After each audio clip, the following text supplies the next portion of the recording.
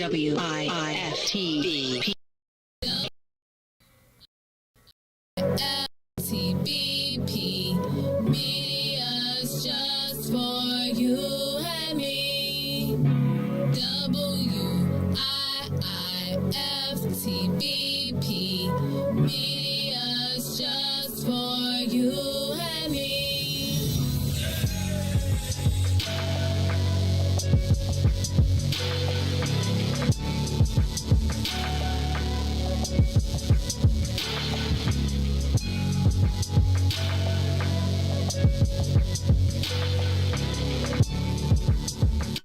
Jackson. If you could make up a social media holiday, what would it be? Randy said National Don't Let No One Put You Down Day. No one. What you gonna do? So when they say something crazy, you slap them? Be like me said. Randy said a Jukathon Day. Man, we're about 60 years old. I be done had a heart You gotta attack. get your heart rate up. Okay, not that far. Yeah. All right, do what we call National Call Off from Work Day. As a business owner, I don't. You don't like that, yeah? I don't like that. Because I'm the boss of this family. We got Marcus Garvey Day from Remy too. Oh, Marcus Garvey Day. All right, what will we do on Marcus Garvey? Off from work. And then come in tomorrow. That would be great. Okay? Yeah, right. Every black holiday has something to do with calling off from work. You're cool.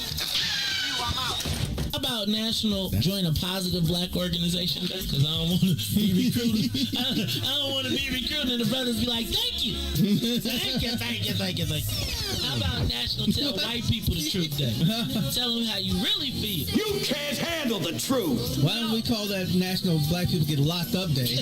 I'm going to tell them there's an African-American man threatening my life. Hello. The most dangerous show in the morning.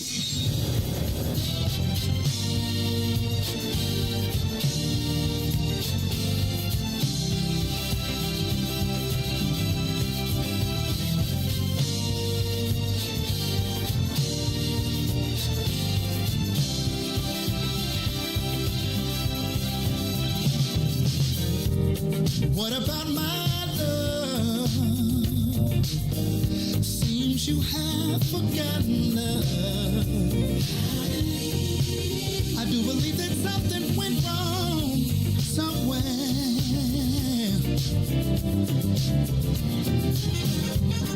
What about my feelings? Do they mean anything at all? You got me so in love, I'm too blind to see. But you got my love, now you wanna put me down. But you got my love, got me standing on shaky ground. What about it, baby? What about the days and the nights we spent? What about the love we made so sweet? Are you sure you wanna live? Think it over, baby. 'Cause girl, I believe. I think you just might wanna change your mind. I bet you got my love. You don't even come around. I bet you got my love. Got me standing on shaky ground.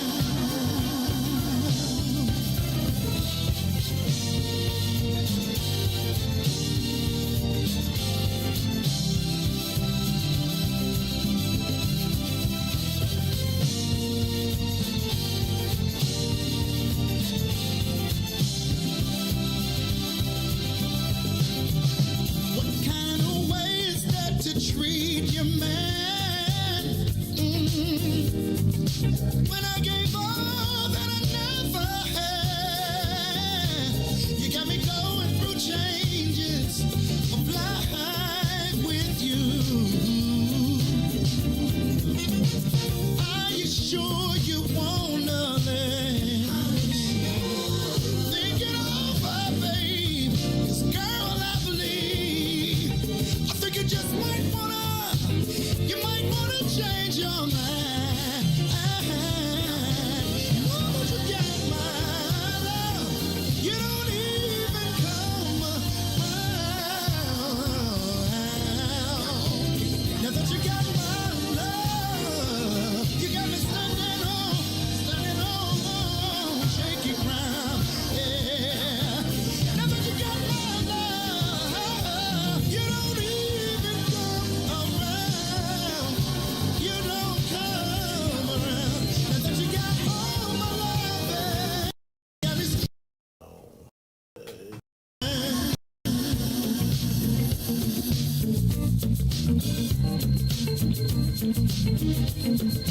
Put your hands together. Put your hands together.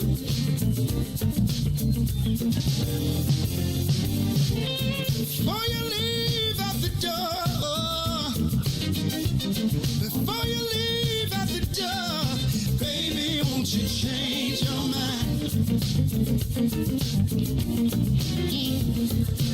Really wish you would change your mind. Now that you got my love, you don't even come around. Now that you got my love, you got me standing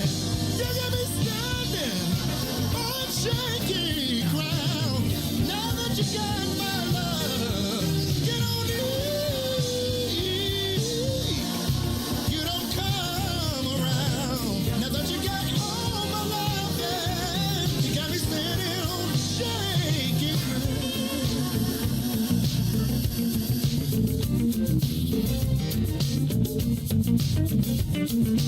Put your hands together. Put your hands together. Oh my, I had a conversation with her. This is how it went. Before you leave out the door, before you leave out the door, oh, Lord have mercy. 'Cause I need you and you need me. I know we can be happy. Just wait and see. Baby, won't you change your mind? I'll do better if you change your mind. Now that you got my love, you don't even come around. Now that you got my love, got me standing on shaking. Now that you got my love, you don't even come around. Now that you got my love, you got me standing on shaky ground.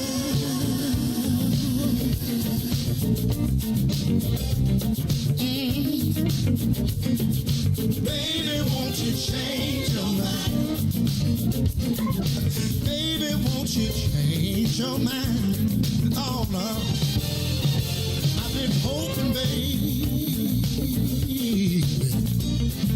I've been praying, baby. Yes, I have. Baby, won't you change your mind? Oh no.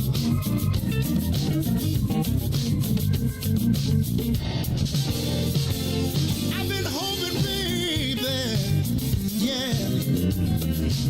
I've been praying down on my knees, praying that you change your mind.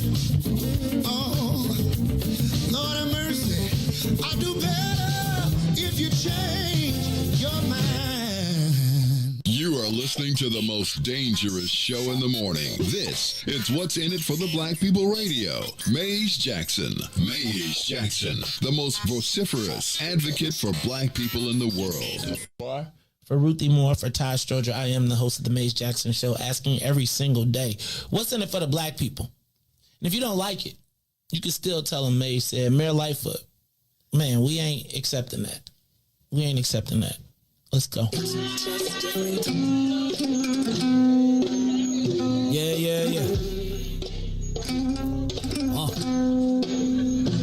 Let's get down to business and go ahead and address the facts, man. Lightfoot seems more lesbian than black. Rahm Emanuel's another case. He was just as tired. 50 closed schools left much to be desired. Police had Anjanette naked on that body cam. They suppressed the footage so it couldn't touch a lot of hands. Reminds me of that 16 shots in that cover-up. Both of them similar, so I went and dug it up. George Floyd killed, a lot of riots happened in the town. Southside burned and they wouldn't let them bridges down. Grandmother sick, need a prescription and plus a couple groceries. You gon' have to travel just to get it now. COVID-19 out here shutting all the business down. Not enough SBA loans to even give around. So many failed businesses that you can put them in the pile. If you don't survive the pandemic, it's gonna sit you down. We sing, dance, play ball, entertain, and crack jokes. Government infested black neighborhoods with crack smoke. System that milked us so bad, we got lactose. Still trying to find out what's in it for us black folks. We sing, dance, play ball, entertain, and crack jokes. Government infested black neighborhoods with crack smoke. System that milked us so bad, we got lactose. Still trying to find out what's in it for us black folks. Shout out to Willie Wilson, hope one day you get to send it. We need some different players in the game to handle business. Too many shady characters like Madigan and Blago. But when you really break it down, it's typical Chicago. City full of gangsters, it's what the land was built on. Same streets with hood legends, DNA gets spilled on. Carjackers out here lurking, trying to get they steel on. Looking for a block to put them Hellcat wheels on. Let us give bogus appraisals a red line. Car crackers out here getting minimal fair time.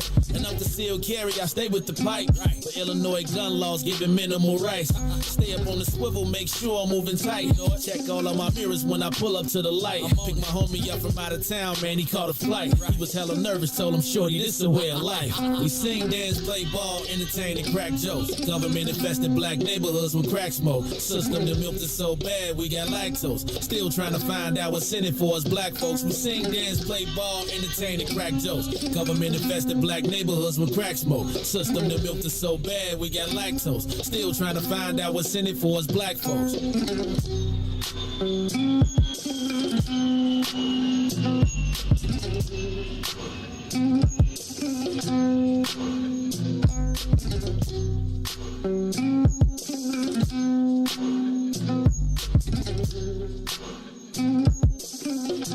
Wake up, Chicago! Wake up, world! This is the Maze Jackson Show. I'm your host, Maze Jackson. Got my co-host. Don't do it. If you don't want Maze to talk about something on air, you literally got to say, "Don't say that on air." Right, and Maze man. gonna say, and he gonna still find a way to say it. So go ahead, make it your morning opening segment. Nope, I'm not gonna even do it. I'm gonna save it. I'm gonna write this one down. This is a good one. Hey y'all, this is the Maze Jackson Show. I'm your host, Maze Jackson. That's my co-host, Miss Ruthie Moore in the building. Ruthie, how you feeling this morning? You was a little hype this morning. No. Well, I couldn't tell by that laugh. It was funny. What we was talking about was funny. You funny. You are pretty. You are funny. If somebody don't think that you are hilarious, it's probably because you talking about them. You know what? So I'm gonna tell you, I really did want to do stand up one time, but I feel like it takes me to. I can perform once I get out there, but it's the whole lead up to it. I can do stand up. See, I've done it before. All right, that's one. The whole crowd rocking. They was like, what? Funny. They was like, forget Dave Chappelle. I love Dave Chappelle. Right. So I'm saying you probably could replace him. I could probably write for Dave Chappelle. See. I'm a pretty good writer. Ruthie, I'm just okay. So, and I invented Chicago hip hop. No problem. No, I'm just joking. I'm just joking. Hey, y'all, this is the Maze Jackson Show. I'm your host, Maze Jackson. Got my co-host, Ruthie Moore, who, while she talks a lot of smack, is probably more similar that I think it might be the Aquarian. I think it is. I think it could be the Aquarian. I think we do think we could do anything. I can do anything. I feel the same way. And if it's two people doing it. I'm not good at algebra. Me either. I hate algebra. I'm not really good at math. I can use a calculator. I don't even. If you give me a formula, I'll put that joint in. I was like, and you good at money counting. Now, why is, you know what? Money just seems so easy. That's math. Yeah, but it's you can addition. do it forwards. It's addition. Really, hopefully you're trying to be a multiplication. You know percentages too. A little bit. I just know how to move the decimal point. You just move the decimal point 2 points. But like if it be more than 3 zeros, I'd be getting a little nervous. Yeah, I'd be like, multiply that times. I'm with you. Math is, Math is too much. I can read very well though. I think that might be a quick. Like that's me too. Like I'm read history, like any of the analysis. Now you want me to start looking at numbers, man, and be like, unless it's money involved. But then that's the capitalism in me, right? I'd be like, how do we multiply this? How do I take this number, not add to it? I want multiples. Like multiples. Because when you get, let me stop. When you get me all caught up in, I'll start getting all excited. you know, money. It's the Maze Jackson Show. I'm your host, Maze Jackson. Got my girl, Ruthie Moore in the building. Shout out to my man, Mr. Business in the Front, Party in the Back, DJ Riis the Ruler. DJ Riis the Ruler, how you feeling today? It is Wednesday, you know. Blessed by the best, you know, the rest. Like, I max some math, but reading was just so boring to me. I could read, but yeah. And I was reading at kindergarten. Like, I was one, but I just couldn't. I was reading when I was 3. I don't ever remember not being able to read. See? Look, oh my see? God. Look at that. You see how that went? I'm done. Kindergarten 3. I was born reading. I came out like, mama, the analysis. No, go ahead. Hey, the first book I learned how to read was Are You My Mother? What? Y'all never. Mine was A Duck is a Duck. It was Are You My Mother? Mine was Silly Sally. But check this out, though. Let me tell you how it worked, though. Because I actually couldn't read. I just had memorized from people reading it to me. Everybody did that. And I mean, I was good. I was right. I was They flipping turn them the page. I think they knew too. I think they just let me. I think the first act time like I you was do reading. it, I think the first time they be like, wait a minute. Then they be like, then when your page turn be off one time, they be like, that ain't what that page say. Nuh-uh, they never bust me out. I think they just let me go with it. Go ahead. But then you memorize the words because you start to associate the words with the pictures. Oh, huh? With the pictures. Yep, words and pictures. We learned phonics. We didn't do sight. We did A, I, B, book. Like we went through and said. So did you have to sound it out? That's how you learn how to read. Boy, sound it out. I used to be, Mom, what this say? Sound it out. Look, Mom, I don't know how to sound out supercalifragilisticexpialidocious. How I'm supposed to sound that out? You better work on it, right? And I used to be like, what this mean? And they be like, go look it up in the dictionary. And then you go look it up in the dictionary and still don't know what it means. Yeah. But that's okay. It is the Maze Jackson Show. Riis, you know this your day, man. No, not today. Oh, y'all taking this your off day? Yeah, you know I get that one off in a month. It's you Fire Wednesday. You see how Riis Do you got on a hat and a do-rag? Yes, Ruthie. No, I like that look on black men. I often say, you know, Ruthie, you gotta, watch. Do you have it hanging out? You still mad about thing from your? It's okay.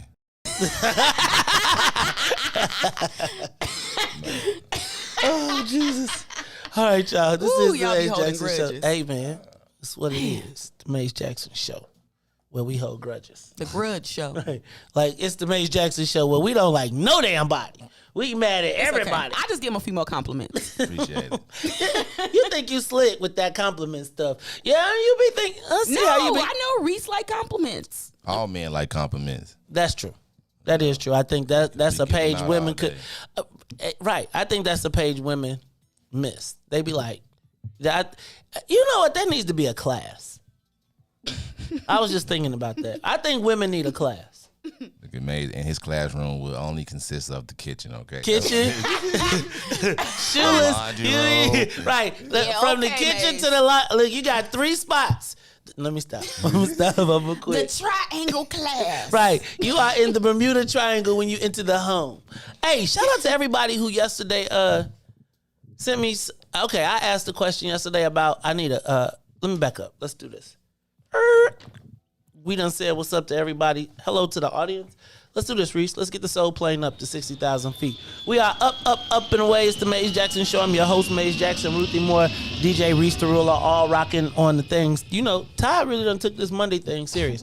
I'm going to have somebody sitting in the seat on Monday, watch. Because then, he took the holiday, so Monday was a holiday, so we're this week. Right. I got your benefits, Todd. Speaking of benefits, so yesterday, I had Ruthie. I've come to the point where we've probably gotten busy, and we're looking for somebody to clean the house. Mm-hmm.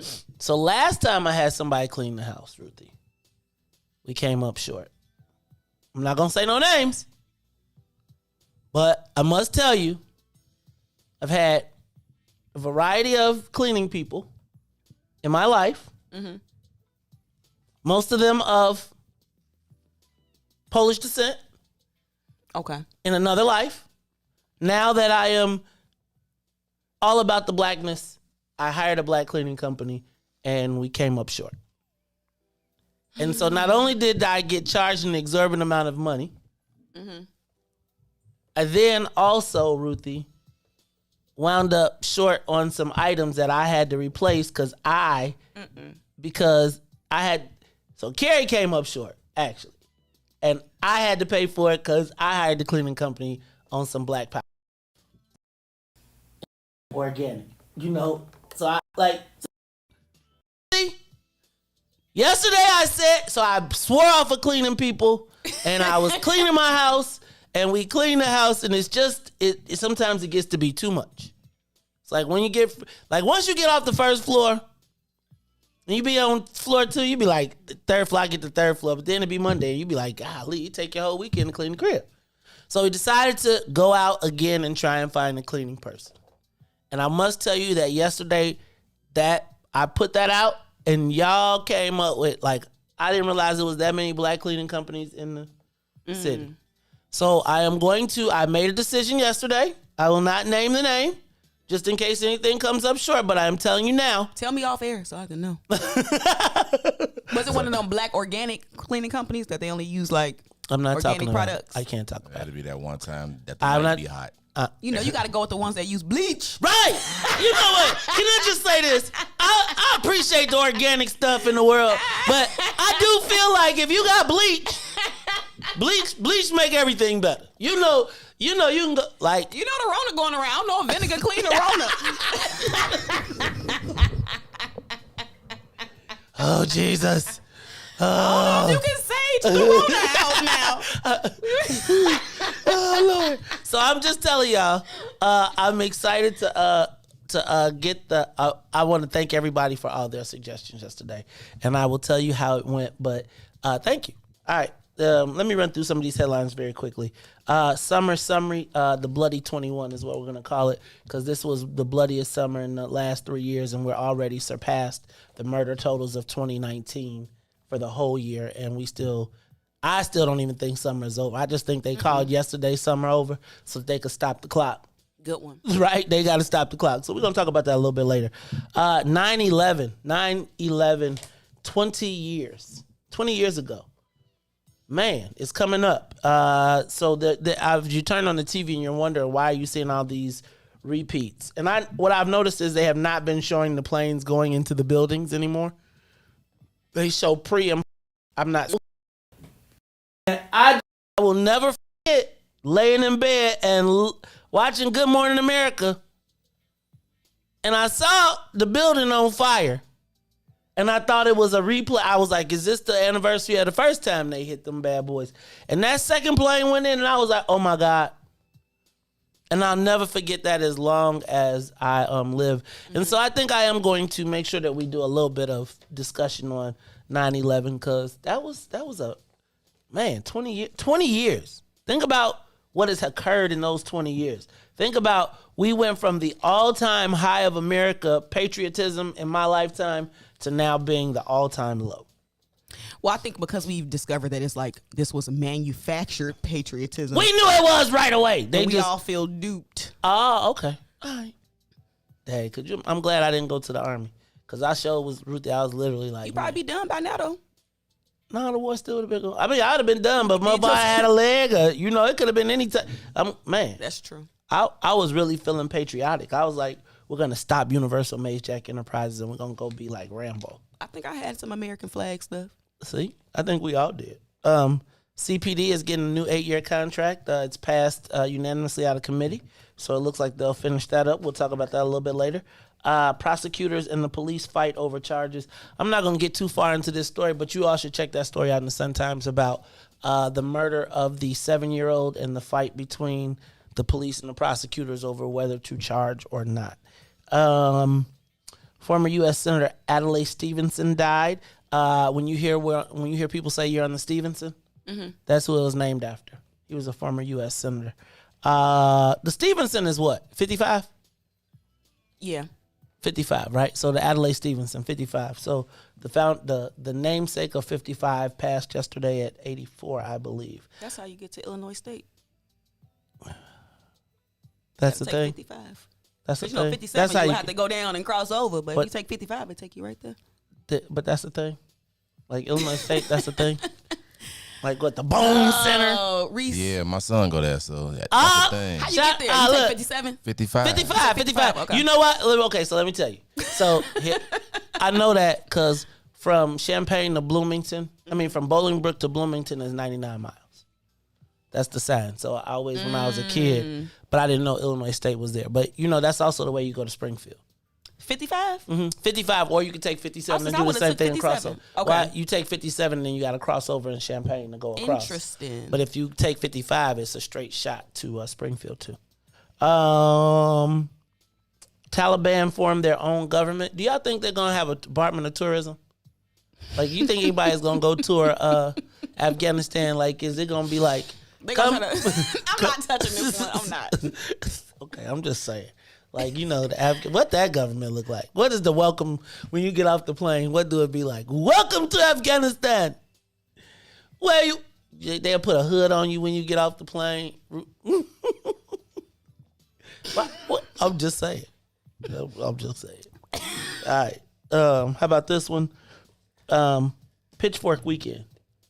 Pitchfork. Now, they're back in, now when I was coming up, you couldn't have had that. Because all the folks would have been there. All the folks would have thought it was their festival, and they would have been all out there like having photo shoots and all type of stuff. And the white people would have been like, and where it's at now, it would have been it would have been on the west side. So why is it called Pitchfork? Because that's the name of the magazine. The Devil. I'm gonna say a little devilish, ain't it? Well, it's a black dude that run it though. Black dude own the joint. We gotta switch that up. No, man. Talking about the meaning. Okay. Well, I don't know what the meaning is. I just know that Erykah Badu is gonna be here this weekend. And Jamila Woods. I don't know who that is, but Erykah Badu is gonna be here, and not that I care at all. No one cares that Erykah Badu is gonna be here. I don't, not at all. I don't care that Erykah Badu is gonna be here at all, not at all. And I know the alderman over there. Hopefully, I could help somebody I could get the plug. Just volunteer. No, I'm not volunteering. Good Lord. And then did you see superintendent said everybody cannot come around your kids? He did. I know. He was. But I was thinking like, dang, this what we come to. This is I thought the same thing. This not crime fighting strategy. They knocked on the door. Don't be letting these people come around your kids. Look, y'all, this is the Maze Jackson Show. We got to say what's up to the WBGX 1570 AM audience. Thank you all for tuning in to us. Everybody, whether you are on WBGX 1570 AM, whether you're listening on the TuneIn app, whether you're on Facebook Live, YouTube, Twitter, or Twitch, this is the Maze Jackson Show. Look, Riis, we're going to take a little traffic and weather, and we'll be right back after these messages. The Maze Jackson Show will be back after this break. Monster Jam. Coming to Allstate Arena September 17th through 19th. Brought to you by BKT Tires. Visit monsterjam.com for event details. You have to see it live, so get your tickets today. Shop at Black-owned and operated Solo Beauty, where you are appreciated and respected. Located at 8158 South Cottage Grove, Solo Beauty can supply all of your black hair care needs. Solo Beauty is open from 11 a.m. to 8 p.m. Stay through. And now, traffic and weather. Good morning. What's in it for the Black People Media family? The time is now 6:34 a.m. and I'm Riis the Ruler with your Chicagoland area sports, traffic, and weather report. In sports, the Chicago Cubs was at home, clinging to a 7-win streak, taking on the Cincinnati Reds. They tried to make a late push in the 8th, but it wasn't enough as they fall short and lose 4-3. The Chicago White Sox back in action in Oakland, taking on the A's. Sox will have the backs cracking as they score 6 runs and beat the A's 6-3. Over the traffic on the Kennedy O'Hare to the Loop is 25 minutes. Outbound to O'Hare 17. On the Eden inbound from Deerfield to the Exchange will be 31 minutes. Exchange to Deerfield will be 27. On the Eisenhower, Thorndale to the Loop is 37. Back out to Thorndale will be Dan Ryan. 36 minutes. Outbound will be 31. The Bishop Ford from I-80 to the Dan Ryan is 36 minutes, 28 minutes back out to I-80. The Dan Ryan is 18 minutes to the Loop, 15 minutes back out to 95th. DeSable Lakeshore Drive south is 7 minutes. That's 55th to Jackson, as well as Jackson to 55th. And on the north side of things, 8 minutes. That's Randolph to Bryn Mawr and Bryn Mawr back to Randolph. Today's weather is currently 63 and sunny. Today, expect a high of 79 and a low of 61. I'm Riis the Ruler. Now here's Ease on the Maze Jackson Show.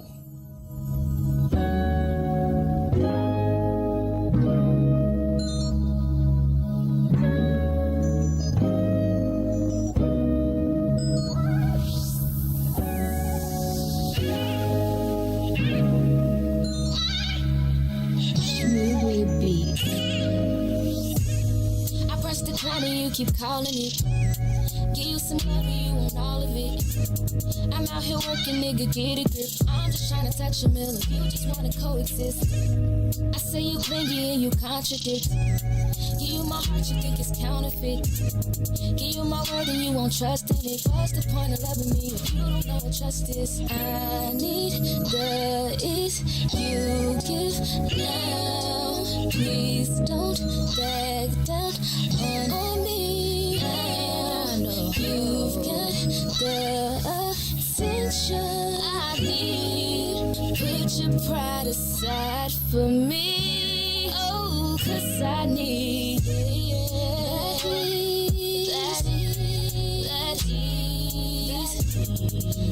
ease. Put your pride aside for me. That ease. While I'm out trying to get that ease. Know that I need that ease. Put your pride aside for me, baby. You're insecure, it's driving me crazy. I'm trying to get it and you keep on saying you know my love is never enough. I put up with you for too long, now I'm over it. You want affection, I need money, I'ma call it quits. That ease, that ease, that ease. Put your pride aside for me. That ease. While I'm trying to get it, need it. That ease. Put your pride aside for me. Side. Back to the Maze Jackson Show. You are listening to the most dangerous show in the morning. This is What's in It for the Black People Radio. Maze Jackson. Maze Jackson, the most vociferous advocate for black people in the world.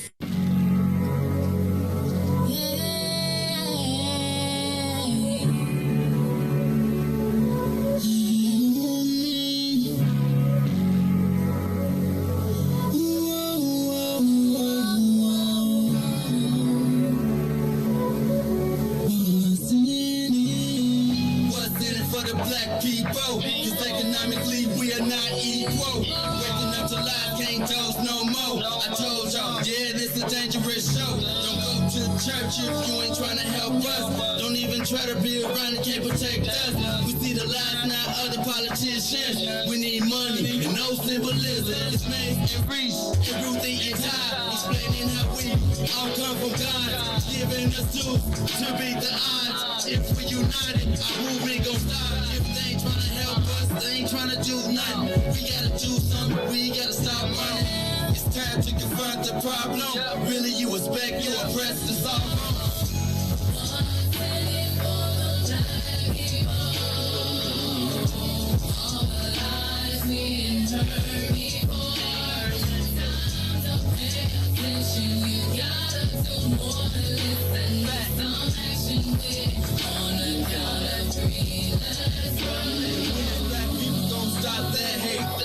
In the mirror, realize you great. Yeah, we always argue with our brothers, but ain't nobody gonna take our place. Just stay in tune and stay on top about who forward, about who not. Just green light all the black economy, then watch all the shooting don't stop.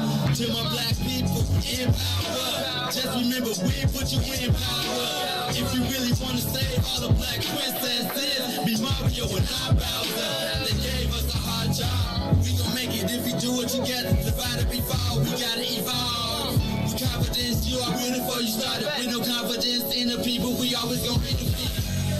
Wake up, Chicago. Wake up, world. This is the Maze Jackson Show. I'm your host, Maze Jackson. Got my co-host, Ruthie Moore, in the building, plus DJ Riis the Ruler. Y'all don't forget it is Wednesday. So we got a little nighttime lineup. We got Chris the Critic. We got week win. Oh, that's right. Riis, you took a day off. Riis, I don't remember you putting that in the book, dog. Oh, yeah, man, I always take a week off in my show. Yeah, I remember you saying that, but you know how it don't be in the book. Put it in the book. You ain't put it in the book, though. I got a good one, man. I got a good one next week. So. I don't know, Riis. A good one. A good one. Listen, man. I got a good one. I tell you after 8 o'clock. You tell us after 8 o'clock. It's not really that bad. No, you save it till 8:30 because we're gonna talk a little bit about the way we're gonna be rocking in the next 2 weeks, because we're gonna be starting the new lineups and the new shows. Speaking of new lineups and new shows, Riis, I didn't get an invite to the fantasy football league. Man, let me tell you. Listen, I can't even tell him. He gonna say, "I don't." You see that already? I see it, Riis. We ain't have enough players. Get it together. Go ahead. We ain't have enough players, man. I tried. How many y'all need? How That's many y'all because have? you know why they only have got 6, and we needed at least like 10. I told y'all should have actively recruited women. I'm saying like this. Watch this. Watch. Actively. Whoa. This is what happens when you leave. Like this. Do you know what? This the thing though. So Riis, right? It's like he like QB3 on the squad, but it's like he let the coach leave out the door, so he gonna take the field and leave. And like I was in the locker room, I had to go to the bathroom. So he ain't call me and say, "Hey, coach." He ain't say, "Hey, quarterback, QB1, we need you in the game." So what happens is QB3, right? Because it's like QB3. You ain't call me, man. Riis, right? You like all I'm saying is, dog. It's like, if I'm QB3, can I at least be Willie Beeman? You know, he was QB3. He was QB3. So excuse me, y'all. So Riis said that there wasn't 12 people that want to play fantasy football. Is that true? I mean, if I had the link, like, let me just tell you, if I just had the link, I could have posted it and we could auto draft and just do it that way. But I'm just saying, like, we cannot go through the season without a what's in it for the Black People Fantasy Football League. Ruthie, did he ask you to play? And you said you was gonna play. Yeah, she was one of the people. I didn't get no. I didn't get no invite. You won. It's no invite because we didn't have 12. Can I just chime in? This is a teachable moment. I want everybody to take note and pay attention. Because Riis, you should have been able to ask for help from Maze. But really, Maze, also you have to decide and determine, why didn't Riis feel like he could ask for help? So I think the responsibility lies both ways. So we gonna meet in the middle. No, we're not. We gonna meet in the middle. You went deep, then. We gonna because I think this happens so often, and I think that this is a good Maze. Hold on, Maze. Because sometimes people have to feel like they can ask for help. So we're not saying that that's nothing that you did to make Riis feel like he couldn't ask for help, but just check that off the box as a possibility, so that next time that brother can feel good about calling you and asking for help. That's mentorship. Go ahead, man. What did it say? Thank you and not Ruthie? I don't know. See, because he won't acknowledge. It was. I should have reached out. There you go. You said it one more time. I should have reached out to you both, okay, as well as the What's in It for the Black People Media fans. So listen, we still got one day. If anybody like to do it, then I'm gonna send Maze the link. He can post it. He got like 10,000 fans. We on. And boom, we here. We on. This was a very millennial moment. No, because I'm just telling you that this. Come on, gotta meet in the middle. Look. Tanil said that's enabling. Look. Right? You agree with Tanil that that's enabling? Yes, 100%. Interesting. I don't know, y'all. So here's what I'm saying. We could have failed. And if I would have never said nothing, we would have never had a fantasy football league. But hold on, but also, I was gonna say something. You ain't ever leave fate in anybody's hands, so you was gonna check up and follow up if Riis didn't do it. My mama said, "Get off her baby." See, your mama come up to work and sweep for you. See, that's the problem, right? Like, all I'm saying is, holla at your man. Like, here go the thing. I bet. See, this when I be like, and this when people gonna be mad at me, right? Because I say, don't nobody tell, but Riis don't say nothing on payday. So I ain't gonna even trip. Right? I ain't gonna even say nothing because Riis, I'll be like, Riis, let me get your hours. He'd be like 2 days later. Now I'm gonna be one of these times, I'm gonna be like, well, you missed payday. Right? You gotta wait till the next 2 weeks. But my point is, like, we in it as a team. And it's like, I may be a grouchy team member, but I ain't gonna never let the team fail. So everybody gotta adapt to, you are enabling, Ruthie. I gotta say that. You think that's enabling? Yes! What y'all think out in the audience land? Is this enabling or is this? Do I need to coddle Riis to get him for us to win? Not coddling. Do I need to say, Riis, not coddling? That's not coddling. Oh, Riis, come to me, son. Not son. I don't mean that like that because I don't want. It's so funny, though. It's so No. Riis, I want this creating a welcoming and warm environment where it's toasty and you can feel like you're safe from the outside world, where the warmth of us will hug you as you try to figure out. That's brotherhood. No, brotherhood is, my dude, where's the invite? This is fantasy football. So wait, we gotta be sensitive. We gotta be sensitive for fantasy football. This is what America means. That's right, Boosie. QB one mean than the mug, boy. Guess what? Ask anybody they want to give Mike his rings back. That's what happened when you get them big contracts. Ask anybody when you want. I'm mean. I'm not mean. That's what happened when you get them the big contracts. Y'all, you know what? This is why China is doing what it's doing. See, Devin said it's not coddling. That's right. He said not coddling. No. This is why China is doing what it's doing right now. Wow, you saw what China doing? I see that they're changing their educational. No, that too. But China is they're banning unmasculinity from TV. If you're not a masculine man, you cannot be on TV. They are making boys go to class to be men. Because as we soften our boys up, they be like, we coming over to America, we getting it all. Go ahead, man. It's like when Salim be like, the excretion of the elephant. I can't even think up no Salim words because it's like, that'd be like, you got to go to dictionary 2 for Salim. I'd be like, okay, Salim, let me look that up. So all I'm saying is, y'all, is this why my son be quiet? No, I'm just joking. I'm just joking. No, it's like you got to face the lion all the time, and it's like once you realize the lion ain't really a lion, because it's like all I ever want to do is see anybody succeed, right? I might have a little, but it ain't really no time if somebody come to me, then I ain't really trying to figure out how we gonna get you to it. So anyway, all this is just to say, look, we want to have a fantasy football league because I think it's something that'll connect us all. So Riis, you send me a link. And we will share it. And everybody, I know that there are at least 12 people that would like to play. And we're going to have some camaraderie.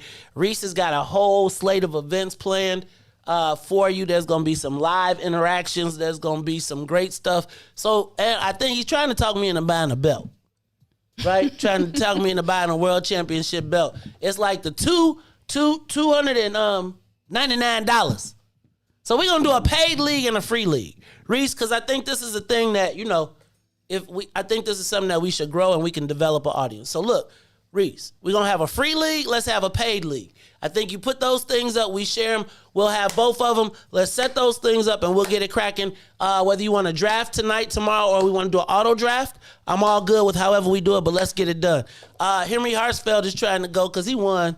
Yeah, I know. He messaged me like he wanted the 6 too. See, I didn't message you. So is that 7 now?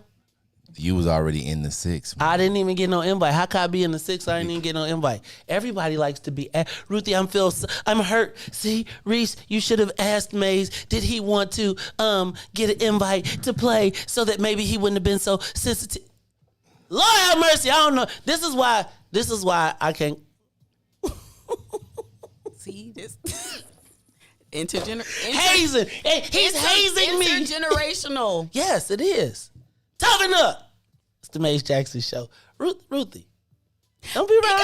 Gotta have, listen, as a woman, I tend to be more on the emotional side. I'm okay with that. I think about people's feelings and you thinking about. Right. I'm thinking about we gotta. I think we gotta go to war. It gotta be both.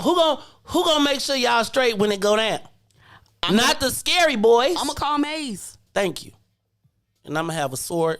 And I'm going to call Riis, and I'm going to say, Riis. He gonna be like, I'm not going outside today. Do you see all them? Them masculine Chinamen out there ready to go to war. I'm just saying, you see China making dudes lift weights now. Like you got, ain't no more, what's that K-pop? Ain't no K-pop no more in China. They finna be rapping. Ain't no K-pop in China. They like, man, Charlie, okay. Y'all better stop it. I'm trying to help y'all in this world. All right, y'all, you know what? That's why I love y'all, though. Because it's like, it's all family. Riis, you not going to, watch Riis going to quit. Yeah, man, messing with my mental health right now, yo. You know, that's the new one. That's the new one, mental health. When you say mental health, people be like, leave alone. I have my daughter told me that one day, and she was dead serious. I'm taking a mental health day. That's a serious thing. They just passed the thing in Illinois where the kids get those days off of school. I've been taking mental health days off of school. That's a thing. Y'all better stop playing with mental health. Hey man, you can't, man. People crazy now. You should take mental health days. Like that's a viable thing. Like use your sick time at work as a mental health day. That's a viable use of your benefit time. Y'all driving me crazy. Can you say they driving me crazy? I need a day. You just gotta say I need a mental health break. Nobody really can. Then I'll be looking at you funny when you come back the next day. Though, is your mental health better now? Today it was one day just.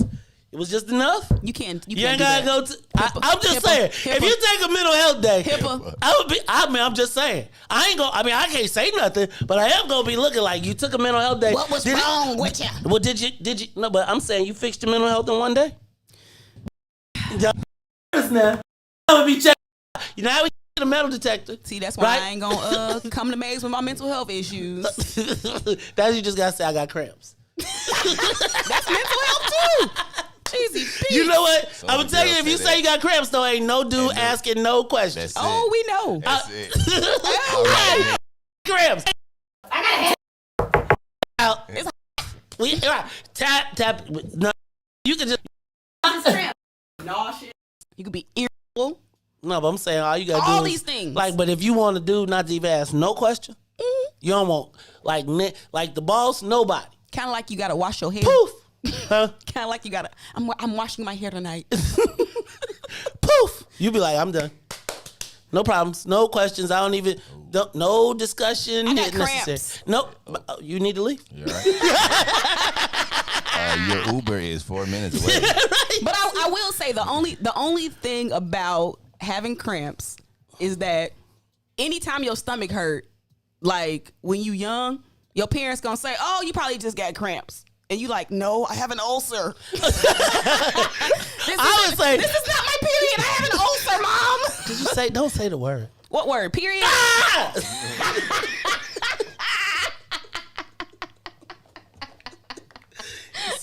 See, you are the reason why they had to change the liquid on the TV to blue instead of red. Yes. Please say people like you. That's too much. It's too much. It's too much. Look, I used to say if you said you got to stuff, if you say that, I say you got to go. You got gas. Go in the bathroom and let it out. You good. You be all right. Oh, Lord, have mercy. I can't believe you said that in my headphones. Right, I'm just saying, I can't believe you said that in my headphones. It was so up close. Right now? As a heart attack. I'll be like, turn the channel. You got a whole daughter. You got a whole daughter. Exactly. When it happened, and you know they were trying to like explain to me, I was like, what's wrong with her? They was like, oh, you know. And I was like, what? They was like, you know. I was like, oh. I left the house. I went to the I was guns. like, I'm out. I looked up guns. Like, let me go get this one. I was like, I'm out. Yeah. I was like, time out. I was like, where your mom at? And then I'd be like, Carrie, y'all got something y'all need to talk about around these parts? Right. Like, y'all had, look, how much do you need? That my answer be like, how much do you? I don't know how much, but here you go. Here, y'all take this and you take this and yes, that's it. And man, my daughter could look, and all she knew, she said, "Dad, I got the." I'd be like, "You ain't gotta tell me no more. Right, I'm going to the store. What you need, I got you, but we don't even need to talk about it." I'd be like, and if my son say his stomach hurt, I'd be like, "Boy, go to the bathroom." He like, huh? He tried to pull it because, Milan be like, he'd be like, damn, my stomach hurts. I'd be like, boy, you better go to the bathroom, get ready to go to school. You only got 5 minutes. Dad, I've got an ulcer. Boy, you better go to the bathroom. Go drink some ginger ale. Get you some ginger ale. Go get you some ginger ale. And then, like as Chris Rock said, go get you some Robitussin too. Oh, my God. Oh, Jesus. Whew. It's hot. Oh, I can't say that though. You having a hot flash? No, the dudes don't have hot flashes. Yes, they do. Do I get to go home for it? Dang, I can't go home because I'm going home for my own stuff. So I can't really bounce out. That's crazy. It's like, I can't even call in sick. I'm going to call myself and be like, hello. Mace? Hello? Yes. I'm sick. Nigga, you ain't sick. You been hanging out with your cousin. Stop fronting. Oh, Jesus. All right, y'all. This is the Mace Jackson Show, and we have done, we did part of the paper. We did do part of the paper. I'm going to get serious because we've been having just too much fun today. I need to get my serious voice on. Matter of fact, Riis.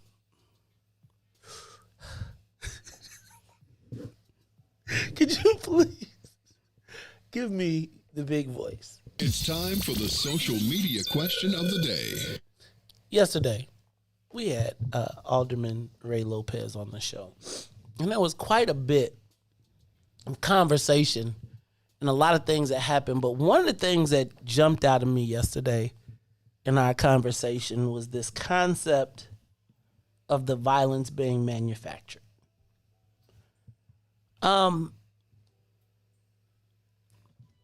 Let me be honest with you. I expect to hear that kind of conversation on maybe our show, in the Black conspiracy networks, amongst all the, like the Black people that feel like, the world is against us. But to hear it come from I'm not going to call him a white alderman, but I'm going to say, well, he's Latino. But Alderman Lopez vacillates between white, Latino, and a little blackness because of who he represents. But I'm not saying he's Latino, but he represents all those constituents. But he has been pretty pro the police in the grand scheme of things, I would say. But to hear him suggest that the potential that the violence could be manufactured really hit me in a different way when I got through. Sometimes, like when we're having these conversations and I'm in my little mode and we're doing our thing, I'm silly, I'm having a good time. Or, we're trying to have a conversation, but I'll run into my cousin and then I'll start thinking a lot deeper about the conversations and the gravity of a sitting Chicago alderman even suggesting that the violence in this city could be manufactured was, I don't want to call it it was a little upsetting, to say the least. And I thought to myself, like, outside of a movie, could this be real? Like, really real. Like, sometimes you'll say some stuff, not in jest, in like half seriousness, expecting the person. Like, I'll be honest with you, I expected him not to suggest. I think I said something to the effect of, do you think it could be manufactured? And he was like, yes. You expect people to say no. Yeah, come on now. And so the social media question of the day is, do you think the violence in Chicago could actually be manufactured? Give us a call, 872-259-7474. 872-259-7474. Alvin called them the tinfoil Koofy crew, who would be the people who would say that the police are shooting us. I would tell you that the shooting on 75th when there was the mass shooting and all of these mass shootings, got me to asking some questions. Who's dying and who's actually getting shot and who's actually dying? Let's look at it. And then I want to know who does it impact. Think about this, right?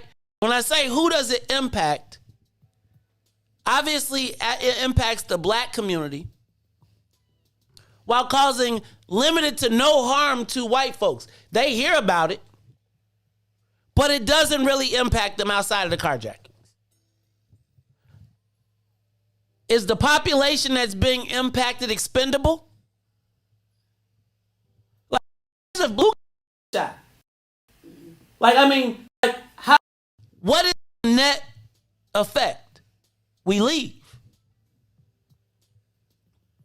So when we come back, and I see I got callers on the line, I really, y'all, I'm going to tell you that let me not say I'm not a conspiracy believer-ish type of person, if that makes sense. Like, I'm not the black, not that guy.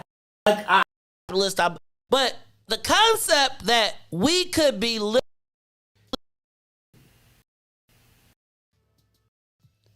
for shootings to create a political environment? How far fetched is that? Do you really think that people that it's almost impossible for me to believe that white folks in Chicago are so nefarious, like that nefarious, that they would kill people and shoot innocent people to create an environment? Is that really possible? Let's talk about it when we come back. We're going to take a quick break, and we'll be back after traffic, news, and the weather. The Mays Jackson Show will be back after this break. Monster Jam. Coming to Allstate Arena September 17th through 19th. Brought to you by BKT Tires. Visit monsterjam.com for event details. You have to see it live, so get your tickets today. And now, traffic and weather. Good morning. What's in it for the Black People Media family? The time is now 7:02 a.m. and I'm Riis the Ruler with your Chicagoland area sports traffic and weather update. In sports, the Chicago Cubs, holding on to a 7-game win streak, at home taking on the Cincinnati Reds, tried to make a late push in the 8th, but it wasn't enough as they fall short and lose 4-3. The Chicago White Sox back in action in Oakland, taking on the A's. Sox will score 6 runs and beat the A's 6-3. Now over to traffic. On the Kennedy, O'Hare to the Loop is 39 minutes. Outbound to O'Hare will be 42. On the Eaton, inbound from Deerfield to the Exchange will be 41 minutes. Exchange back to Deerfield will be 27. The Eisenhower, Thorndale to the Loop is up to 54 minutes. Back out to Thorndale is also up to 37. On the Stevenson, from I-355 to the Dan Ryan is 54 minutes. Outbound will be 31. The Bishop Ford from I-80 to the Dan Ryan is 62 minutes. 29 minutes back out to I-80. The Dan Ryan is 18 minutes to the Loop, 15 minutes back out to 95th. DuSable Lakeshore Drive is still locked in at 7 minutes south. That's 55th to Jackson, as well as Jackson to 55th and north at 8 minutes. Randolph to Bryn Mawr and Bryn Mawr back to Randolph. Today's weather is currently still 63 and sunny. Expect a high of 79 and a low of 61. I'm Riis the Ruler. Hope everybody get up, get dressed, and look good today.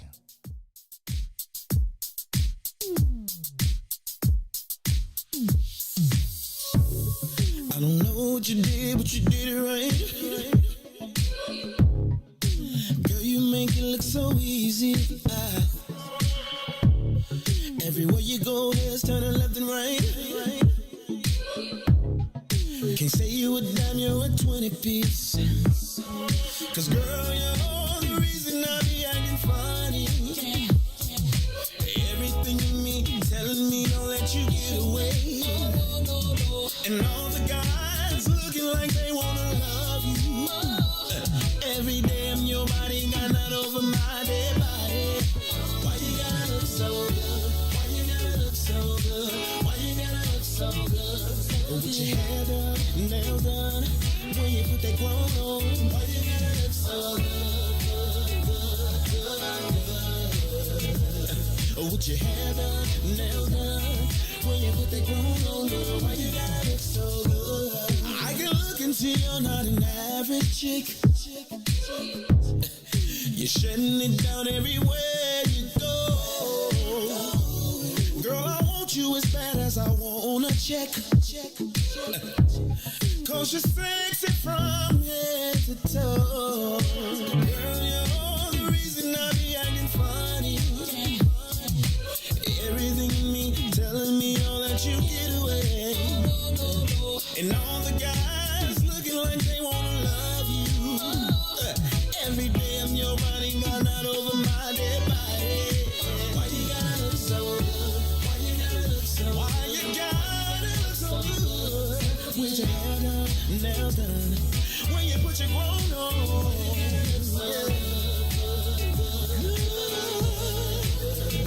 It's something about you when you put your grown on.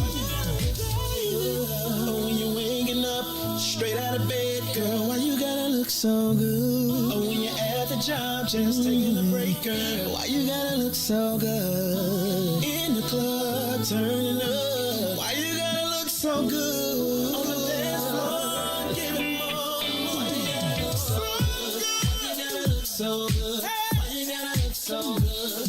Girl, you know you be killing them when you be getting your own woman on. Why you gotta look so good? With your hair done and your nails done, when you put that grown on, girl, why you gotta look so good? Girl, why you gotta look so good? Why you gotta look so good?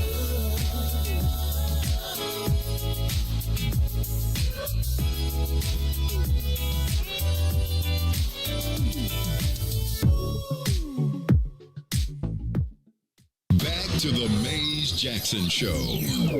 You are listening to the most dangerous show in the morning. This is What's in It for the Black People Radio. Maze Jackson. Maze Jackson, the most vociferous advocate for black people in the world. For Ruthie Moore, for Todd Stoger, I am the host of the Maze Jackson Show, asking every single day, what's in it for the black people? And if you don't like it, you can still tell them Maze said, Mayor Lightfoot, man, we ain't accepting that. We ain't accepting that. Let's go. Yeah.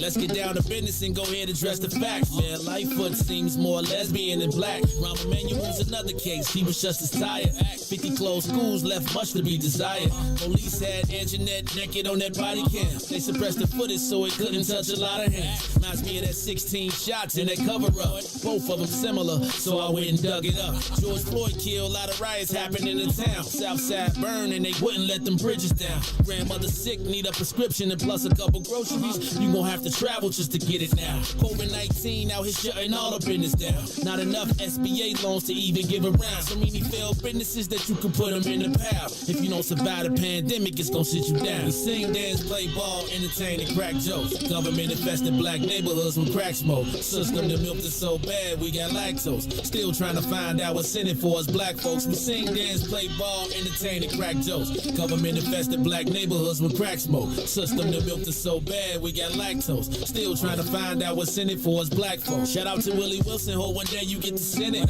We need some different players in the game to handle business. Too many shady characters like Madigan and Blago. But when you really break it down, it's typical Chicago. City full of gangsters, it's what the land was built on. Same streets with hood legends, DNA get spilled on. Carjackers out here lurking, trying to get they steal on. Looking for a block to put them Hellcat wheels on. Let us give bogus appraisals a red line. Car crackers out here getting minimal fair time. And I'm concealed carry, I stay with the pipe. But Illinois gun laws giving minimal rights. Stay up on the swivel, make sure I'm moving tight.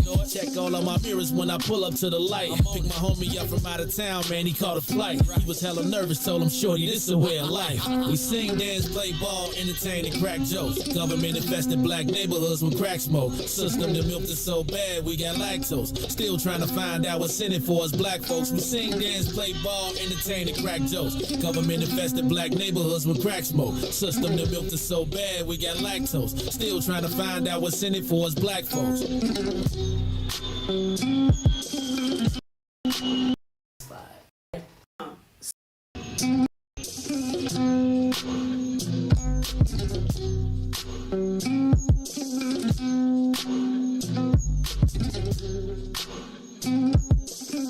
Wake up, Chicago!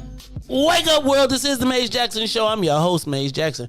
Got my co-host Ruthie Moore in the building, DJ Riis the Ruler. Hey y'all, check out. I want to remind y'all that I'm gonna mention this a little bit later, but I'm gonna be watching the Bears game on Sunday. I think I'm gonna have a few friends over. Big Swill is gonna let me have a couple guys over, a couple ladies, I guess. I don't know if we want women ruining our football. Maybe we could get them to cook the food or something. Nope, I'm not taking the bait. Oh, you're not gonna, Ruthie, we'll let you wear shoes. Ooh, y'all are so kind. Thank you. Eat the chicken. Yes, but make sure we get right. Look at Riis. Riis, I love Crocs. I'm converting Riis too. Riis converting. Look, he is like Crocs. He already next he gonna be like barefoot. No. Yes. He understands. Right, I forgot he's inside touching. He has his the duality. Side. Gotta have that duality. That's that Metro stuff. Not sexual. Do what you in touch with your female side or something? I ain't got now. No. What's that? He puts forth a concerted effort to understand women. I do too. I understand y'all need to be close to the kitchen. See, don't even respond, Riis. Don't let him do it. Y'all need to be close to. You be like, look, you know what? Look at Riis. You know you want to say something. Riis, you want to join the men's club? Come on, man. You can come on over to our side. It's gonna be okay. I'm gonna have masculine classes in a minute, right? What y'all gonna learn, Maze? How to teach a woman how to stay in the kitchen. See, I think the first thing I'm not doing this. What? No, say it, Ruthie. Go ahead. No, I said I wasn't gonna take the bait, but I picked it up and I'm putting the rope down. Come on, let's go. Nope. What's up? What you got? Nothing. Not even a little bit. No balls. Yes, balls. Can I say this? I was just thinking about this, and this is gonna be something else we're gonna talk about a little bit later. We got to take boss out of our vocabulary. What you want to change it to? I don't know, but stop the because thinking about these transcendental words. And I was just thinking, like, like when we say boss, it's a derivative of boss. I'm through with the boss, so don't boss. Just say this guy. Yes, sir, black man. Black king, thank you. Yes, sir, black king. Well, I'll be damned. See? I'm learnable. Okay. All right. Look, we got a question. I'm just playing. No, I'm just playing. You almost had it. All right, y'all. We've been acting a little silly this morning, but I really that conversation yesterday with Alderman Lopez really got me to thinking. And I want to ask the social media question again. Do you think that it is possible that the violence in Chicago is manufactured? Ruthie, we got a phone call, but I want to. Well, let's go to James. James, you're on the Maze Jackson Show. Social media question of the day. Could the violence in Chicago be manufactured? Hey, Maze. Good morning, Ruthie. Good morning, Maze. What's up, James? Big Slim, dog. I know who it is. Hey, What's Maze. up, fam? Maze. First of all, I'm kind of surprised at you, brother. This has been said for quite a while, coming from our community, that a lot of this killing is manufactured killing. It's just sad that we have to hear from other people in order for it to be believable. And we're the one experiencing it and seeing what's going on in the street. Now, it's crazy that we as black people, so naive, these so-called puppet masters and these people who make policies and conduct what's going on in our neighborhood. The minister, y'all gonna appreciate this man in the message one day. He said, this was years ago, he said how, of course, we create the atmosphere for this. We make it so easy for them, for something like this to go on in our community with what I call emotional kill. with the little kid that's sitting on the porch, or the mom that's sitting at the bus stop, and people that don't have nothing to do with nothing getting shot. But we never know who's doing the shooting. But we know that there's a Ray and Pookie in our community, who they put in front of us as the villain, the gangs, and all this. And it's so easy for us because we see it every day. But yes, this is very much political. You have a police union. You have the power that be. First of all, I'm not like white people never ever appreciate being in control of or somebody black at the head of their table. The biggest fear with white folks is black people in crime. So all of this coincides with the genocide, the crime. All of this is political. Yes, they want her out of office. Yes, the white folks want the city back. And yes, this is being manufactured. We've been saying this forever. These so-called mass shootings, come on, man. Yes, this is manufactured. Yes, this is political. Yes, this is about gentrification. All of that coincides. So we so woven into this society that we had conformed so much that, now we get to sit down next to Bobby, good old white boy walking down the street with this big old smile. They put the good white folks in front of you. You could conduct deals with them now, but you got to think about the ones that make policy. Will Bobby be that same Bobby walking down the street if he's sitting in that chair? No, he would not. He would conduct the same policy that's being conducted right now. All of this is institutionalized. This is nothing new, and we've been telling black people forever what they do and how they do. But we just so naive because they give us a great smile and a pat on the back. I feel like you stress me out. Thank you, brother. Big James, Big Slim Davis. Ruthie, I almost sometimes feel like I'm so used to the against us, and I do sometimes us victimizing us, but I don't know that I've seen us actually doing the killing of us that much. Like, I'm not, let me not say that I don't think it's possible, but do you think that it's possible for it to be manufactured? Like, realistically? Yes. Is it a cop-out? I think certain parts of it are manufactured. And I think if you can surmise it to say, don't let certain people around your children, then that is just like, but what does that have to do with? Now, what do you mean by that? Because we talked about it, but I don't know if everybody else talked about it. Just the police. That's what the police superintendent said. David Brown said, y'all cannot have the solution to violence. The solution to these kids is y'all just can't have everybody over at y'all house no more. So it seems to me that I do think certain parts are like manufactured and politicized. And if you can, I always wondered why it elicited in me different emotions whenever they say that the shooting was gang involved or gang affiliated or something like that. Like, why was I feeling differently about those types of shootings in the city versus like another type? And then I was like, well, it's the response be different. Like, let that little 7-year-old baby would have died on the north side. Like, and it was not gang related, or they couldn't pin it as gang related. Like with these mass shootings, like if once you start using the word like, Lord, this might be a serial killer out. Like there are all so many different plausible ways that I feel like get more attention and get more police work. But as soon as you say gang or gang affiliated, like people are like, oh, well, just have better people around your children.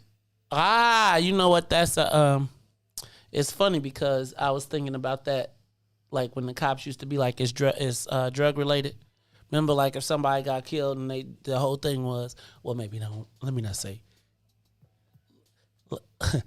There used to be a thing I heard about where if somebody got killed or shot and they found drugs, then they just said it was drug related and they could walk away from it. They didn't have to solve it.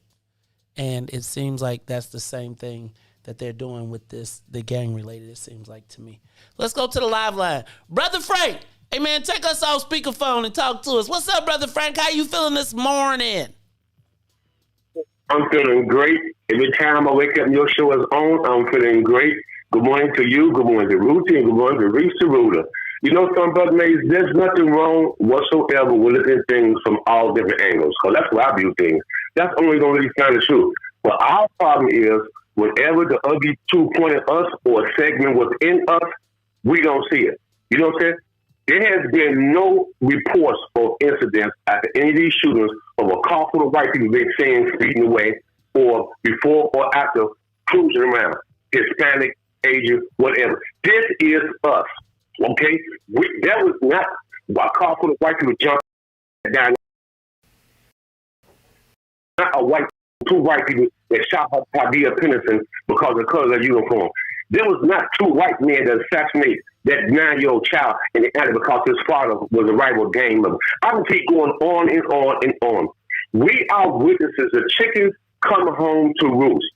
Decades of taking these kids away from their biological father, what goes against what God ordained, has led to the high level of violence and a low level of respect for the black woman and her child. This is hurt people, and this is the way it retaliates. Whenever you go against what God ordained, the end result is going to always be chaos. We are no exception to that. This is no one but us. This is not no organized thing. What do they have the game? Show me one incident. Oh, I saw a car for the white people speed away. Not one time. Come on. Give me a break, people. And far as this happens, yes, they're going to usually try to get black people out of office and you're not doing anything about this. In the way they should be kicked out because they're not doing anything about this. Come on, people, wake up. This is us. Okay? This is us. Now, Frank, how many... First of all, let me say a couple things. One, when you started talking about the people who were killed by police, you talking about stuff that happened during Rahm Emanuel's term, right? And I'm not hanging this on the mayor. Hold on, Frank, brother Frank.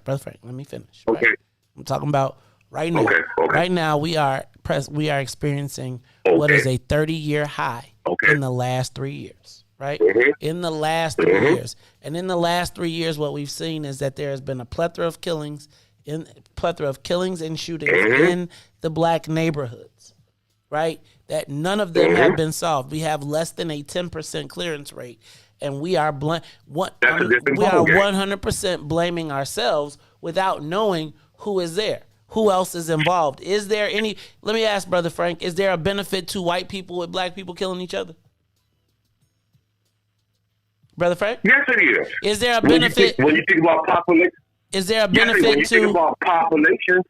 Okay. Black so people killing black people, hey, we got to kill them. Let them kill themselves and let us not do nothing. What they can do to stop it. I bet something they can do. Can they provide incentive? Stop this, brother man. Can they provide an incentive? Exactly. Is there... Let me ask you a question. Brother, be an incentive to kill if you know you will not be caught? Is that an incentive for a certain group of people? And if so, Brother Mays, that's been since Cain and Abel, Brother Mays. That's the incentive behind any killer. A lot of people would kill if they didn't get away with it, and they really want to kill. That's been the since the dawn of civilization, Brother Mays. Okay. Discretion. What I'm trying to say is, Brother Mays, you go to the last 3 years, okay, Rodney Emanuel was not in office when what happened down there on Kersey and Roosevelt. Rodney Emanuel was not in office when this baby just got shot. Bullets just went down to the women and children. Brother Frank, stop. Hold on. Reese, bring Frank down. Here's what I'm suggesting. Because I'm suggesting that, do you think that there could, because what I felt like there was, what was being implied was that it's not that we're not necessarily doing it, but that there are people in our community who are paid to instigate these killings and to instigate and effectuate these shootings to drive up the numbers. Not to say that it's not necessarily us, but is there a possibility that there are people who are goosing the violence in our neighborhoods? We're not doing it, but manufacturing it, one, so that they can create or that's what we're trying to get to. Thank you, Brother Frank. Let's go to Stephanie. Stephanie, thank you. Stephanie, you on the Mace Jackson Show. Hey, hello, Stephanie. hi, Mace. Good morning, Stephanie. How are you? Hi.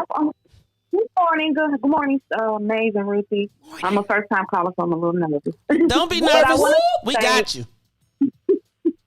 But I wanted to say, I've been believing for some time that all of this has been manufactured. It started under Rahm, I don't know if you all remember several years ago when there was a gun store that was broken into and robbed in Mississippi. And Ron said then, which, you know, those guns are headed to Chicago. How do you know? This whole thing is a political as well as a gentrification agenda here in Chicago. They brought they're manufacturing these shootings because for the political agenda of the gun control. This did not start until Chicago was allowed to start bearing arms. If you pay attention, that's what this is all about. And so when you look at that, now one of the largest counties still that has black people, now they're allowed to bear arms. That's scary to them. The second part of it is all of the gun violence is now to scare those of us who are homeowners to start fleeing these areas that they want. It's to get us so scared that I got to get out of here. And if you see it, we're leaving in droves. Why? Because it's getting so bad. Stop right there. Yeah, Stop right there. Stop right there, Stephanie, because I want to point something out, and then I want you to keep going. I do want to remind you that we just saw the story about the $350,000, $400,000 homes coming to Chatham, which is the heart of our middle class. But as we start to move, it becomes it becomes the peripheral of the Obama land. Go ahead. I want you to keep going. So what I'm going to say is this. Yes, they're moving into areas that are considered that they otherwise were not aware of. You know, everybody knew about Hyde Park, Beverly. Now they're discovering what is now known as what we formerly called Peel Hill, which is called Calumet Heights. They're discovering West Chesterfield area of Chatham also. Of course, Inglewood.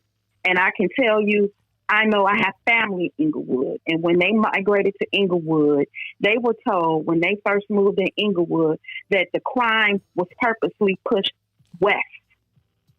Okay, they lived in more of the east part of Inglewood. The crime was purposely being pushed west of Inglewood. So they knew they were mixing gangs.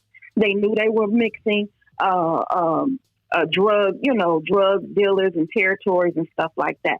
So all of this, yes, is manufactured. And I do believe you do have other ops in here as well that are purposely killing innocent people to, yes, garner sympathy and emotion and, again, push the whole gun control agenda.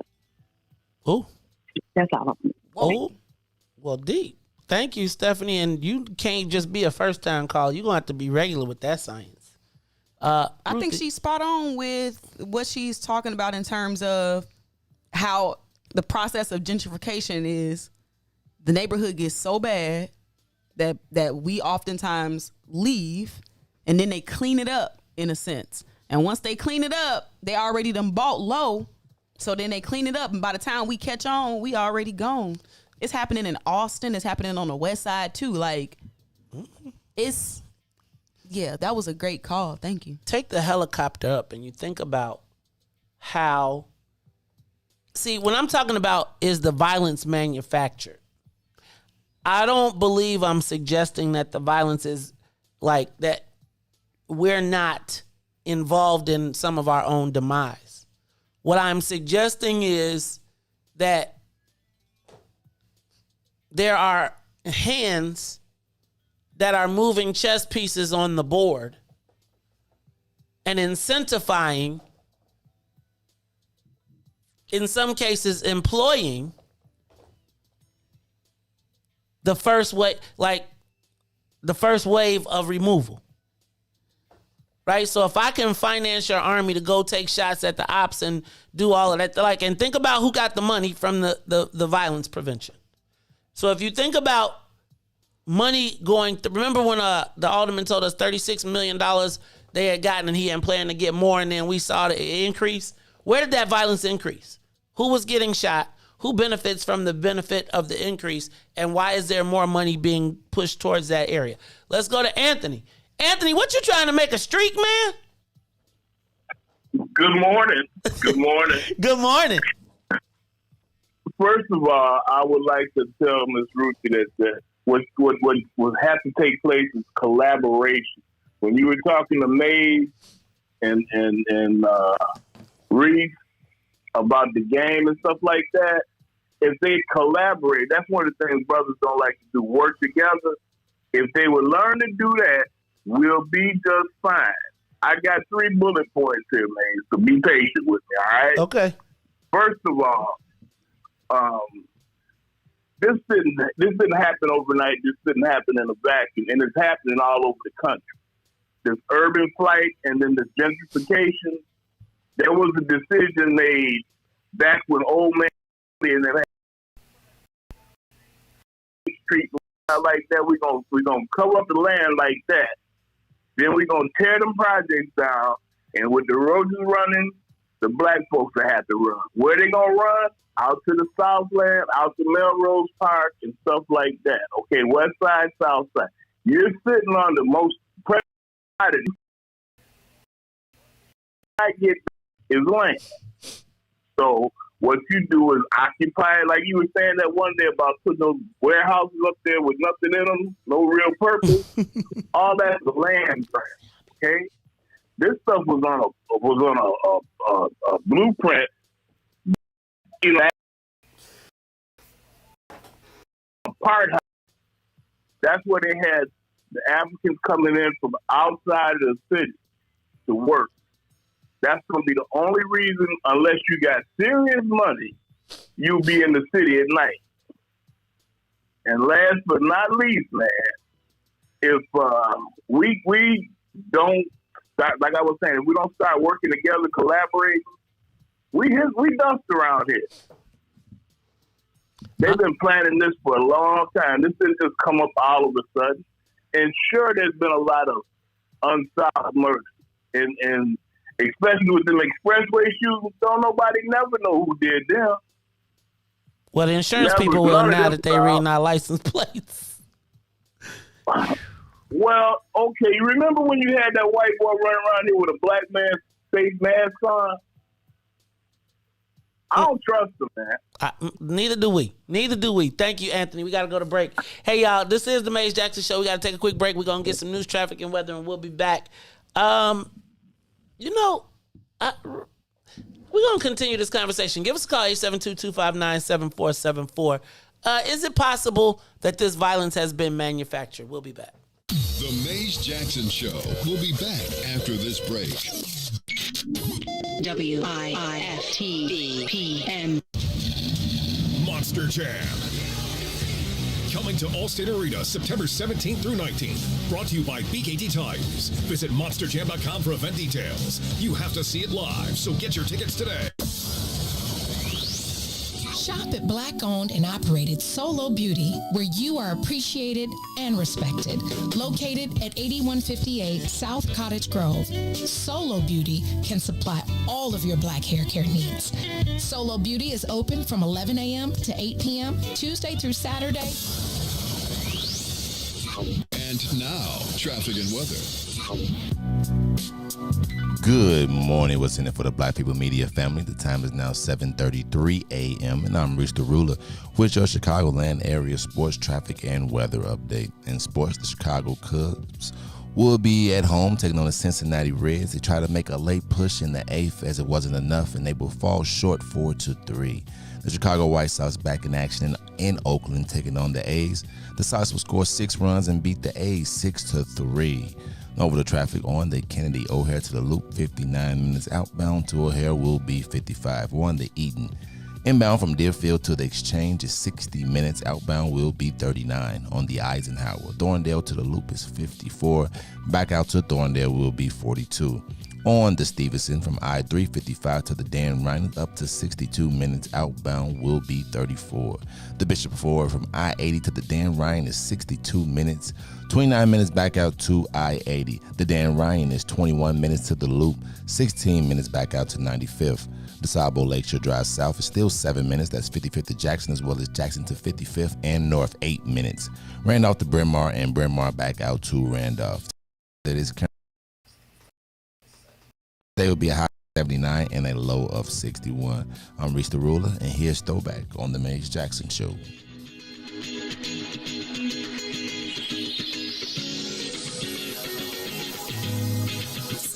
jam to the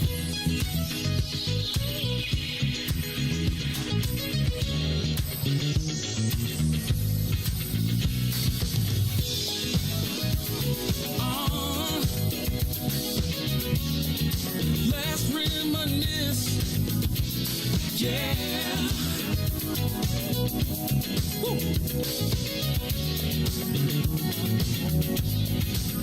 See, I remember the first day we met, a Thursday night at the club I'll never forget. Do you remember the words that I said? One night in my bed you'll never regret. And you, with your pretty brown eyes, I knew, baby, you would change my life.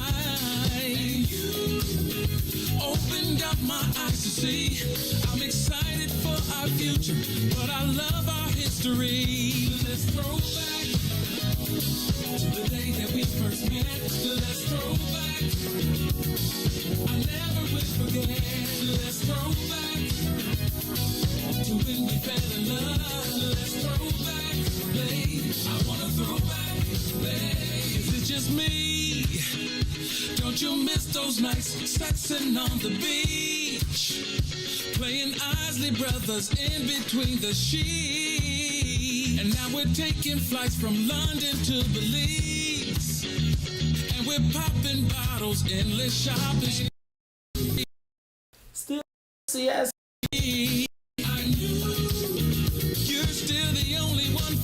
You are listening to the Maze Jackson Show. I'm your host, Maze Jackson. Got my co-host, Ruthie Moore.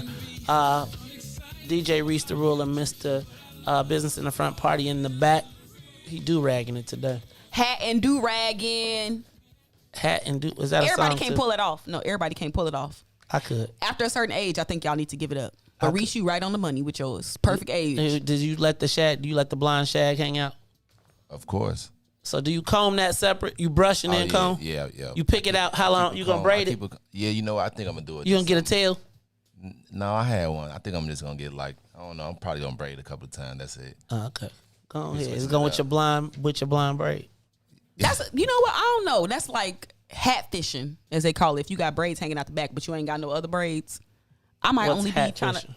to, when you like, you don't know what hat fishing is. It look like I got long hair, but I really don't. Hat fishing is, or like beard fishing is when it's when when men get the spray on beard. No, it's like hat fishing is like when men look different in a hat and then they take it off and you like, oh. Or beard fishing is when like a man cut their beard off and you like, oh. Hat fishing, beard fishing. Y'all ain't never heard of that? No. But that's funny. Yes, y'all be hat fishing out here. Some of y'all be looking so good with a so hat y'all on. be mask fishing? Don't hold on. No. This ain't about women right now. And mask fishing. We talking about y'all hat they fishing. They be looking and beard out the fishing. eyes, and then they don't got no teeth. It's like you them up here, like you go, like you tell the ones they got eyes, they eyelashes be over their glasses. Mask fishing, and they be That's like, funny. all right. You be like, eyelashes be so long. Get that. Whatever. Eyelashes be so long, their glasses be smudged. Hat fishing. It's like I can name some hat fishers. Like who? Common. That's a big one. The big. Oh, cause he wet when he. I thought he was bald headed. He is. He got a milk dug head. Guess we won't be getting Common on. Okay. Listen. What? Go ahead. Come on. I was gonna say after his mama was on the school board when Rom closed all them schools. I don't know if we really. Oh, you really making sure he ain't coming up? Like, I'm and just so saying, I'm just like, come on now, Common. Talk about my mama too. He was on the Sprite mixtape. Forget you and your Sprite mixtape. He goes to Al Ghetto. Fuck that Sprite mixtape. His mama wasn't right though, and he wasn't right. Let's just move. We was talking about something serious. As long as Ruthie ain't on there. That's what he was saying. Not what you know. So you know what, Reese? Can I tell you something though? If somebody made something like that, then they wouldn't be on. Like you don't get to pick my friends. You just don't get to pick my friends. Speaking of that, did anybody watch the Rick James special on Showtime? Y'all should watch that. Nobody got Showtime. You gotta grow up. You got Showtime? We gotta get you grown. You gotta get grown, kid. What you mean that white guy Showtime? He just said my girl. But you watch Showtime too? Yeah. Oh, never mind. She worked for Comcast. Come on now. But I told you the site though, 1, 2, 3, 4 movie. You can watch anything. Man, I ain't trying to get spammed. Man, Ruthie like they gonna be watching me through my TV. If you know about it, I'm pretty sure they know about it, and they just logging them IP addresses. And what they gonna do? Just wait and see. Did you get vaccinated? No? Well, we see that you got time to be still in cable. You ain't got time to get a vaccination. We're taking you away. People knocking, but you can't come in. You obviously ain't watch Cops because they will come in. You ain't see the Anjanette video. Ruthie, right. Everybody, Ruthie. I didn't know people watch Showtime. So you do so you can see the Rick James special. Rick James, man, was an interesting character. Besides his sex affliction, he was like super pro-black. He was. Did you see that? Did you see it when he was talking about, you know how everybody was making fun? I used to make fun of Rick James because of the braids. And you know that he took that from an African Maasai tribe. And did you know that? Do you know why Lionel Richie became so big? Why? Because Rick James snapped off and cussed the white boy at Motown out. And so they said, oh, that's it. He got paid $1 million a record. And he jumped one day. The white boy didn't put him on because he couldn't get on MTV, and Michael Jackson did, and Prince did. So he jumped on the desk, and he put his, thing in the guy's face and said, "Sell my freaking album." But he didn't say freaking. Then he chopped up cocaine on his desk and snorted it, and then walked out. Only Rick James. Whoa. Oh man, Billions and Shameless. Billions is off the chain. Shameless comes on. I'm Rick James. I'm Rick James. Put my feet on your couch. But it was dope. That was a good one. You should watch that. All right, y'all. Oh, God. Everybody watches Ray Donovan. Ray Donovan is the G. Ray Donovan. But Ray Donovan, boy, he troubled, dog. Yeah. He troubled. Found out about it. And his mentor was killing his sister in the bathroom when she was babysitting. I was like, it's too much. I can't take it. It's sometimes cable is just too much. I be traumatized by cable movies sometimes because I just can't believe people are so terrible. I did not know people were like that terrible. Yes, you did. No, I didn't. We talk about a whole conspiracy theory to eliminate, to wipe black people out of the city, off the planet I mean, Earth. that's just natural stuff, though. I mean, we've been doing that since. I'm kind of used to that, right? Like you seen Exterminate the Brutes, right? I mean, they be killing black people in ways. They was collecting our arms in baskets, our hands, so that we could not steal. And then, okay, so the one time that I might be a little bothered by Jay, and this is way off the subject, is Z. Jay-Z, okay. Is there any other Jay? Yeah, like, Jay Electronica. Who?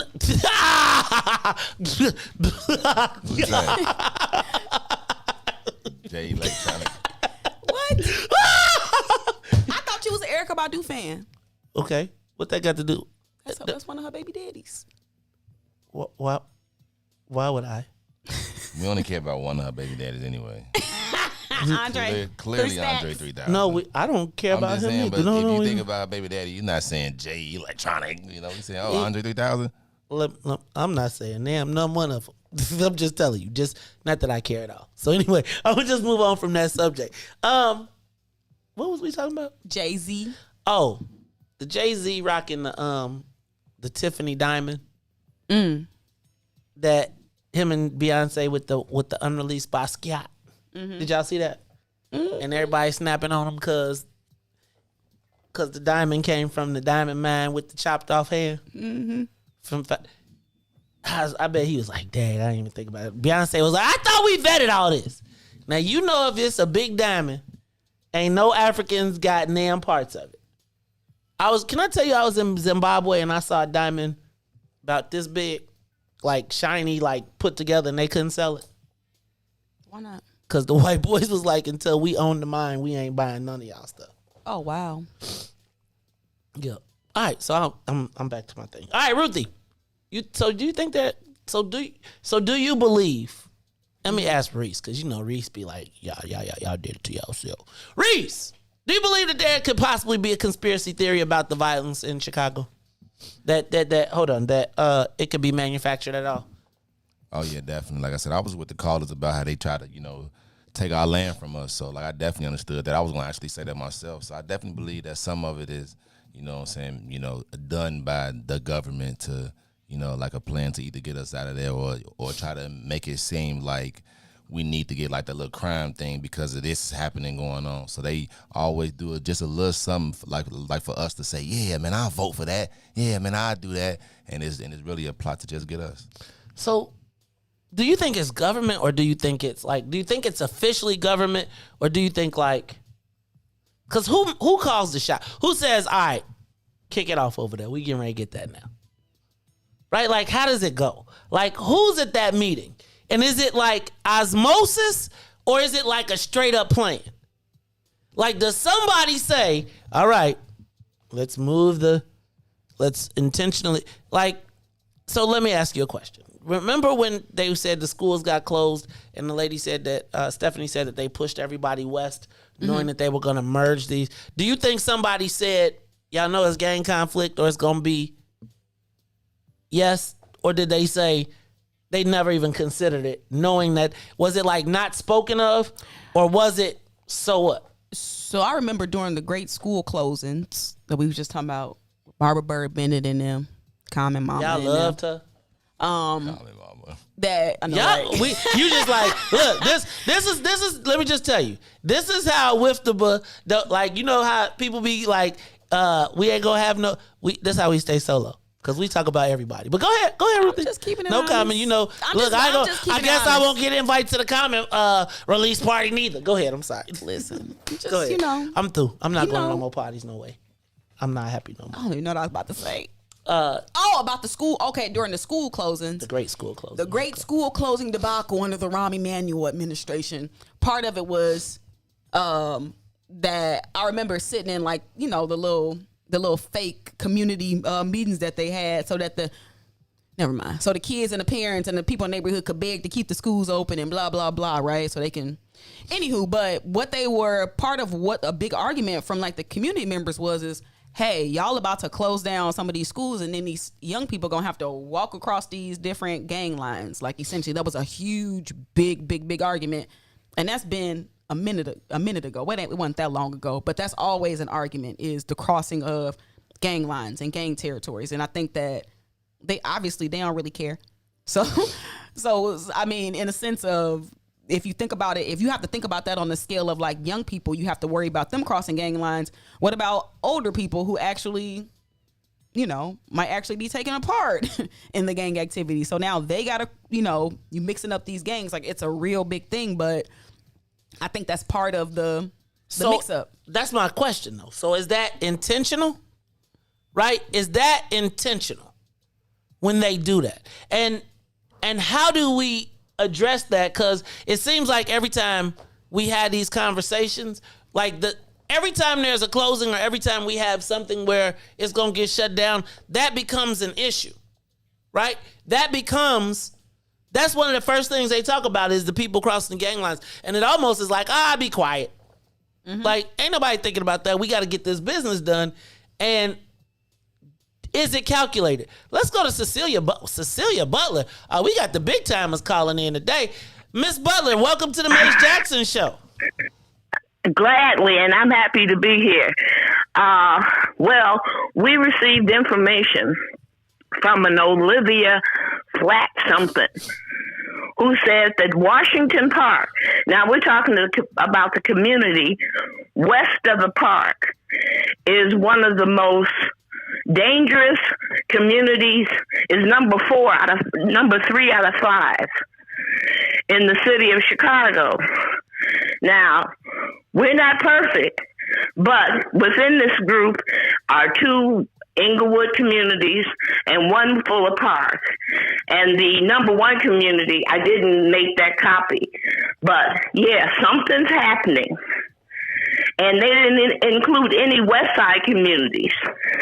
Now, whoever this person is that came out with these statistics, we're going to question, because Washington Park is bad, but it's not that bad. So here's a perfect example of our $10 bond flyer from a news break original. Now, if we think somebody's doing something, here's a perfect example. They're saying that Washington Park had, out of 100,000 crimes, we had 420, but we're number 3 as one of the worst communities in Chicago. So I'm gonna take this to various other news organizations and ask them, why didn't you print it? You know. So those people, and then we know that the population is moving less at Hyde Park and Woodlawn. But to say we're number 3 out of the top 5 as the most dangerous neighborhoods in Chicago, and they didn't mention any West Side. Now, would you like for us to send you this document? Because everybody needs to see it. Yes, Ms. Butler, please send because it to something's me. wrong. Let me give you my email address real quick. I'm going to put it on, and if you all have any information you need to email me, it's Maze, M-A-Z-E, at WIIF, T as in Tom, B as in boy, P as in people, media.com. That's Maze at WIIFTBP media.com. Please send that. And if there's information and things that you see on subjects and topics that we need to share on our pages, please do so. And Ms. Butler, thank you for calling. You have been a legendary freedom fighter in your community, always putting it down for your area. So thank you for taking time to call out. And you send us that information and we will get it out. Riis, thank you. Hey, y'all. You think about, I just want y'all to understand that what that says, though. So if you put it together like a puzzle, right? And I think I saw you nodding, but you've already got the South Loop. Then you take Bronzeville, Woodlawn, Hyde Park, and then you take Washington Park, and you've got that whole wedge between the downtown and the expressway all the way to 55th. Where did I tell y'all that the South Side was going to start? On 10 blocks south of the Obama Library. Now, what is to the right, to the east of that? University of Chicago. What's on the other side of the Washington Park to the east? The University of Chicago campus and hospital. So now, if you think about Hyde Park and you think about Woodlawn, the next acquiesceable piece, and I would tell you, if you think about, they're saying it's the most dangerous neighborhood, but look at all the development that's going on 55th. Right? You look at Theaster and all of the different things at the University of Chicago. That's kind of crazy to me. I think we ain't blind to it, but by the time they start laying the foundation for a building, it's too late. By the time they pouring the concrete and we like, oh, what they putting right here? It'd be too late by then. But literally, I think the plan to transform these neighborhoods is so real. I think we called it cultural erosion. And I think it's one of those things where many people already can't afford, to purchase. So if these, I don't know. I think the people might have been on to something in that community benefits agreement when they was talking about keeping them rents stable. So, but I think we done missed them. we literally, it's too late. Like, we've missed the mark on a lot of these things, and the area is never gonna look the same. But literally, if we had a big old map, I think we might need to come up with a visual to show people just how this push out is looking. Because when you see it in a visual, we can talk about it. We all know where these neighborhoods are, and we can see the streets in our. I mean, I was just thinking about it as she put it together. I was thinking about, look at all the communities east of the Dan Ryan that they went 3 miles out of the way to keep separate. So if you think about that, and then you add the call, who was the first caller that talked about the projects being put up to occupy the land until they had something to do? Because remember how I told you what they was doing on the west side was building big old empty warehouses that look big, only have a flat, knock it down with no trouble, and build when it becomes a hot property. Prefab. Yeah, you know what it is. It's those them little steel sheds, like how they build the AAU joints. You talking about just like that tennis facility that they got? Hey, I'm just hey. I like tennis. I like tennis. Cut it out. I'm gonna have no damn guests around this man. Jesus Christ. You know people be looking at me funny already. I be like, that's why I can't go to no Ruthie. I got to have my own parties. For real. Cause you know people be looking at me funny now. Be like, Ruthie. And now Ruthie, it's like I get enough enemies on my own. You can't just be adding to the pile. It's like it's kind of like don't believe what they say. Don't believe your lying eyes. Mm-hmm. It's like we live in these communities, so we literally see we see every aspect of what's happening. We see some of the people that might be causing some of the actual doing some of the trigger pulling. Some of us know them people. Like, so we live in it in a different way. Like, there's no amount of reporting that could tell somebody how I feel in my own community. Mm. You know? It's so... Really, what can we do? Well, here's the interesting part. And I'm not going to go further down the path. But I want you hit on something that I swear I'm not going to try. I'm not dogging the facility at all. But I want you to look at what's happening on that same block and what the temporary facility allowed to be built permanently. And it's the trade-off. Remember when I told you every time I talk to a developer, the first thing they say is, let us build you a community center? Right? Like, we want to build a $200 million development. Mm-hmm. We'll build you a $2 million community center, which they can put on the flat slab, build with the hoops, and be done with. And when you walk in it looks amazing. But when you think about the actual cost of demolition, right, it can be knocked down and be rebuilt quickly and put something on the structure. Mm-hmm. And we cannot trade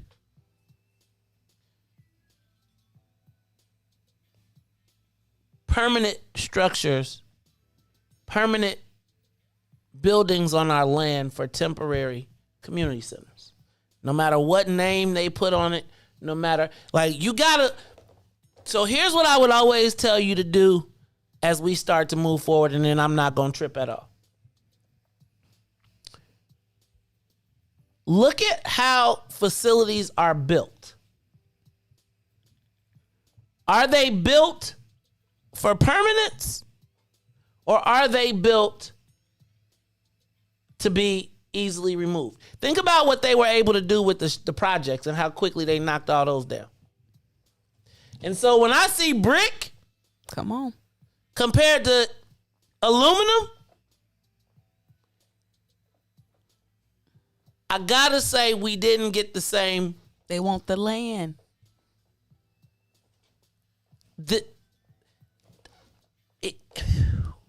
And it's so crazy because what they do is they put you in a position where you don't want to hurt nobody. And in 3-5 years, they don't care.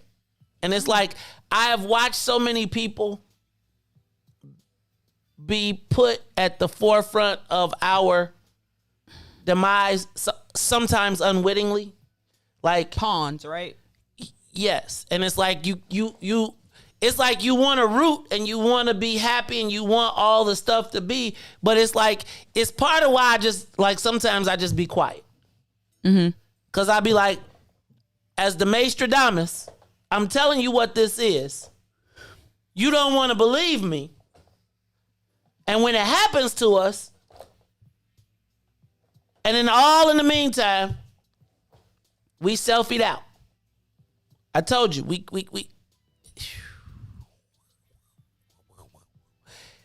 So I'm gonna stop. I'm gonna tap out this conversation because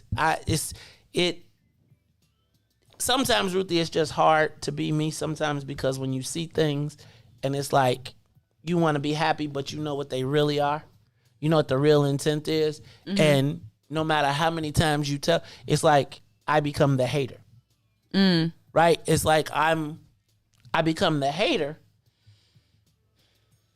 And it's like it's a heavy burden to be the hater all the time when it's not really hate. It's you saw the playbook. Right? I often I'm not gonna trip, right? I'll be talking about, like, say for instance, when we look at the Invest Southwest. What's the matter? I was looking at it was a comment. Uh-oh. It said the skating rink on Madison Pulaski gonna be condos in 5 years. Somebody said that's how we got a skating rink with no walls and a roof. Now, I'm not tripping. Riis still over there betting. But here's the thing that I really, so it's hard for me to talk about these things because it seems like they're wins for us, but they become the gateways. And it's like if you say, hey, fam, don't let them put you in the spot because this can't end well. We ain't going to remember in 5 years.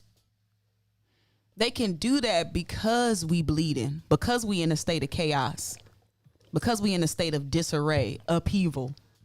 So if you say, you know what, they play with our children. That's my issue. Is that they play with our children. They play on our emotions using our children. How can you say no to a community center when babies getting killed in the streets? Like, it's kind of like they put you in a position where you can't say no. How you going to say no to an Obama library when I'm pretty sure that they going to have some amazing world-renowned youth programming? How you going to say no to that when literally kids are dying in the street? So they kind of put our backs against the wall with some of these things. And anytime, and stop playing with the babies. I guess that's my thing. Stop playing with the kids. The babies are the best pawns. Because who gonna say no to something related to the kids? And y'all gonna be mad at me. See, thank you for saying it, because see, that's what happened to me. And then everybody be talking about I'm tripping. It's like we want to see our people. It's just hard for me to smile, y'all, when I know when you know what's they say, the overlay for the underplay. Mm-hmm. You know when you know what the overlay for the underplay is, and then it be like, yo, cuz, yeah,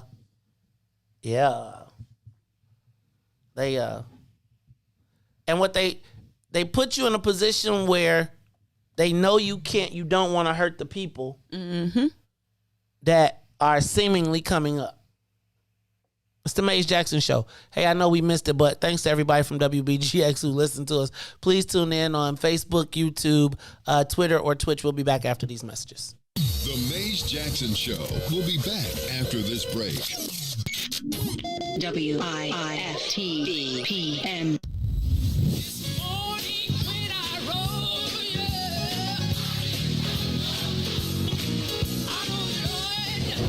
Chicago's Power Hour. I'm your host, Angie Mims, and Terrence Keys, TD, a.k.a. Terrence Daniels.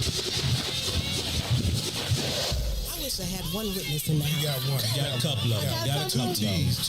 Give me a testimony. Oh, Lord. He's did it before. Oh, Lord. I got one. Better. I got 5 reasons. 5 reasons. Oh, Lord. He turned it around. Turn it around. He woke me up this morning. Oh. Don't do this. Don't do this. Number 4? He woke me up this morning.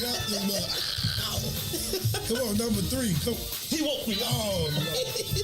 He woke you up. That thing can touch you, but one of them 5s will get you. What's the second one? He woke me up. Yes, sir. Yes, sir. Oh, my God. And the number 1 reason. Number 1. Final answer. He woke me up this morning. He woke me up this morning. That's a testimony. That's a testimony.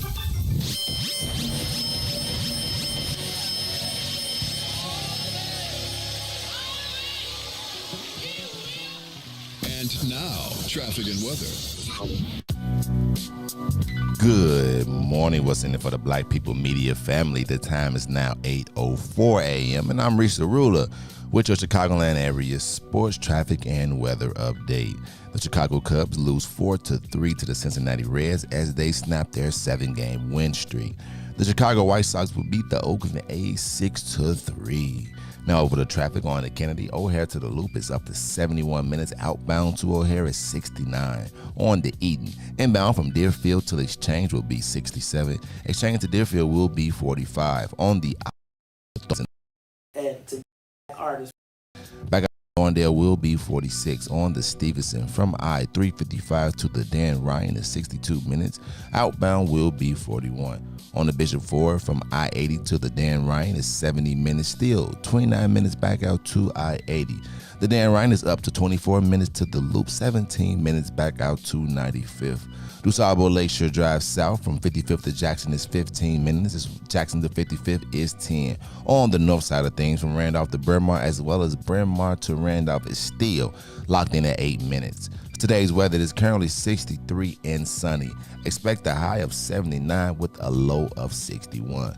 I'm Riis the Ruler. Now here's Valerie on the Maze Jackson Show.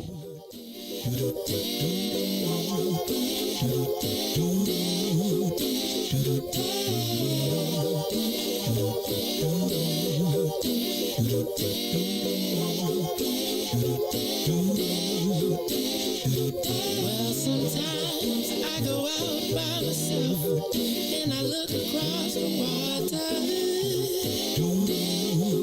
and I think of all the things what you're doing, and in my head I paint a picture. Since I've come home, well, my body's been a mess, and I miss your ginger hair and the way you like to dress.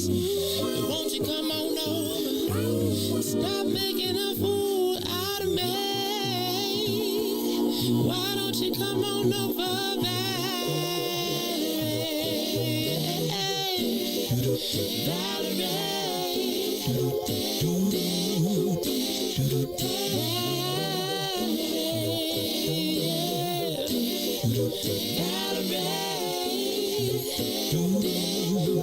Did you have to go to jail? Put your house on up for sale. Did you get a good lawyer? I hope you didn't catch a tan. I hope you find the right man who'll fix it for you. And are you shopping anywhere? Change the color of your hair. Are you busy? And did you have to pay this fine that you've been dodging all the time? Are you still dizzy? Since I've come home, well, my body's been a mess, and I miss your ginger hair and the way you like to dress. Won't you come on over? Oh, stop making a fool out of me. Why don't you come on over there?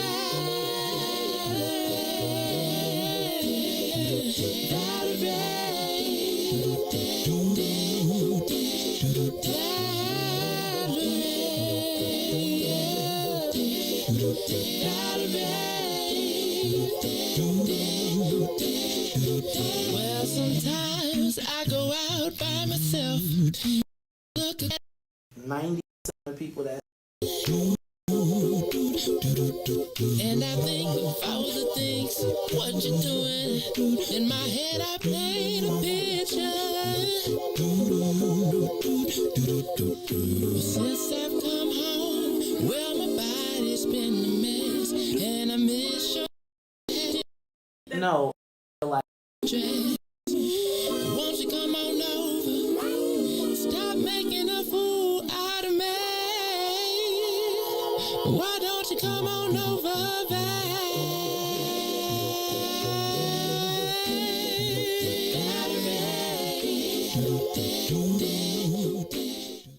Back to the Maze Jackson Show.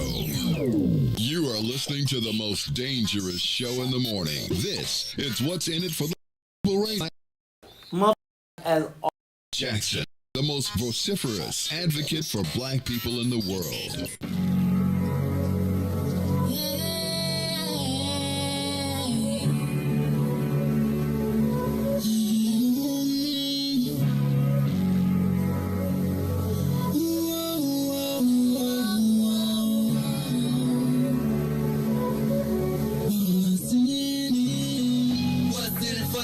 people. Cause economically we are not equal. Waking up to life, can't toast no more. I told y'all, yeah, this a dangerous show. Don't go to church if you ain't trying to help us. Don't even try to be around and can't protect us. We see the lies, not other politicians. We need money and no symbolism. It's Mace and Riis and Ruthie and Todd, explaining how we all come from God, giving us tools to beat the odds. If we united, our movement gon' stop. If they ain't trying to help us, they ain't trying to do nothing. We gotta do something, we gotta stop running. It's time to confront the problem. Really, you expect your oppressed to solve them.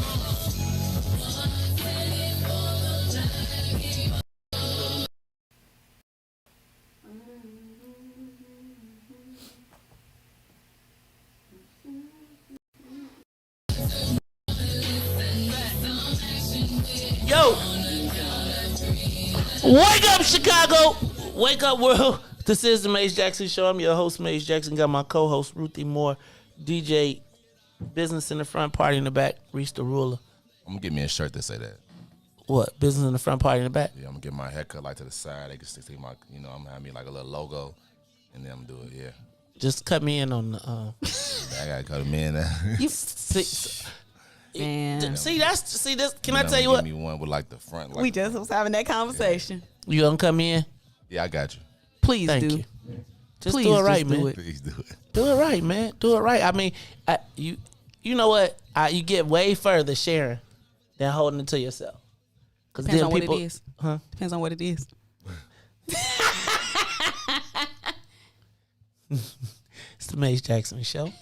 I'm your host, Mace Jackson. Got my co-host, DJ Riis the ruler, as well as Ruthie Moore. We got people on the phone line. Was it a call? Who we got on the line? Who want to talk to us? Don't nobody want to talk to us. Oh, These calls been popping. You on the Mace Jackson Show. We done opened up the phone lines. Y'all, what's up, caller? You on the Mace Jackson Show. Good morning. Good morning. Hey, I just want Rosie. to get something straight. Uh-oh. Hey, how you doing? You finna check you know us, I Rosie. have to call about the schools. Let's get it straight. Okay. 163 schools closed. And the reason why your focus is on the 50 schools is 100 schools closed before the 50 closed. And that was between 2002 and 2000. And those schools were closed due to a false narrative that the schools were failed. So that happened. And then ROM comes, we lost 100,000 students, African American. A lot of the buildings were half empty. So the CTU message to the community that there were 50 schools when there were actually over 163 schools that closed. Also, the CTU also gave teachers allowed them to close the 50 schools with no consequence to the city. And that is why you have thousands of black teachers on the South and West Side that went straight to the unemployment line because they signed under Lewis seniority and economic layoffs away right before WAM closed the 50 schools, which allowed him to go in and close them with no consequence because those black teachers all had to go to an unemployment line instead of into the teacher reassignment pool, which would have gave them 3 years to find work. They would have still been in the system. But instead, because of that union-busting bill, Senate Bill 7, that was signed right before the 50 schools closed, Ron was able, that's why he kept saying, I got what I wanted. He wanted to purge the system to help gentrify the communities, and these white people weren't going to come back and put their children in the schools where they had black educators. So I just wanted to add that to the mix. I have a book coming out called Drinking from the Whites Only Fountain in the Air of the Obama Legacy, which talks about the schools and what's happening and how it's tied to gentrification and the impact on the African American community. I just wanted to share that. Thank you. That is Rosita Shatanda. You see her on Facebook all the time doing her thing with Brian Mullins. Don't get him in no trouble because he stay banned. He stay in Facebook jail. I think they might have cut his profile. Hey, y'all. this whole concept of the nefarious, like, I guess, Ruthie, do you think they plot it, or do they like know it and then don't talk about it? Like, is there a point when somebody be like, let them then just kill each other and whoever live? Yes. Wait, guess what? I think that, sadly, I think really that's the strategy. Otherwise, the notion of policing within the city would be different. We wouldn't have such a low clearance rate for some of these shootings that's happening in our neighborhoods. If they literally put a concerted effort on finding these shooters and these killers, I think things would change. How we got this whole network of security cameras? We do. They work for the white people. They work when white people get killed. All right, y'all. Any other calls? It's the Maze Jackson Show. We're going to move on. Ruthie, we want to talk about. So I want to talk about a couple things, and I'm a mix two topics together. So at 8 o'clock, I was planning on talking about what does being black in Illinois mean. But at 7:30, I plan to talk about what's one thing we can all do to build our collective self-esteem. So I want to talk about both of them. I'm going to merge them together. Yesterday, we asked the question, do black people have low self-esteem? Would you agree that the answer to that was yes? In general, would you agree? No. No? Collectively, maybe. Yeah, not individually. All right. But collectively as a group, do we suffer from low black? And I'm not call it that, maybe. What you want to call it, Ruth? Maybe miseducation. Lack of knowledge of self. Okay, I'm going to give you a couple examples. Not looking white people in the eye. It was against the law. Brandon, right? But I'm saying low self, which buries into you low self-esteem for generations. Mm-hmm. Brandon Tomlin did this one yesterday. He said when the white folks be on the sidewalk and we automatically defer to them and move over to the side, mm-hmm. or how we call white people sir or ma'am, even if they're much younger than us. Mm. And so as I was talking with my cousin yesterday, thinking about this conversation too. And I was thinking, Ruthie,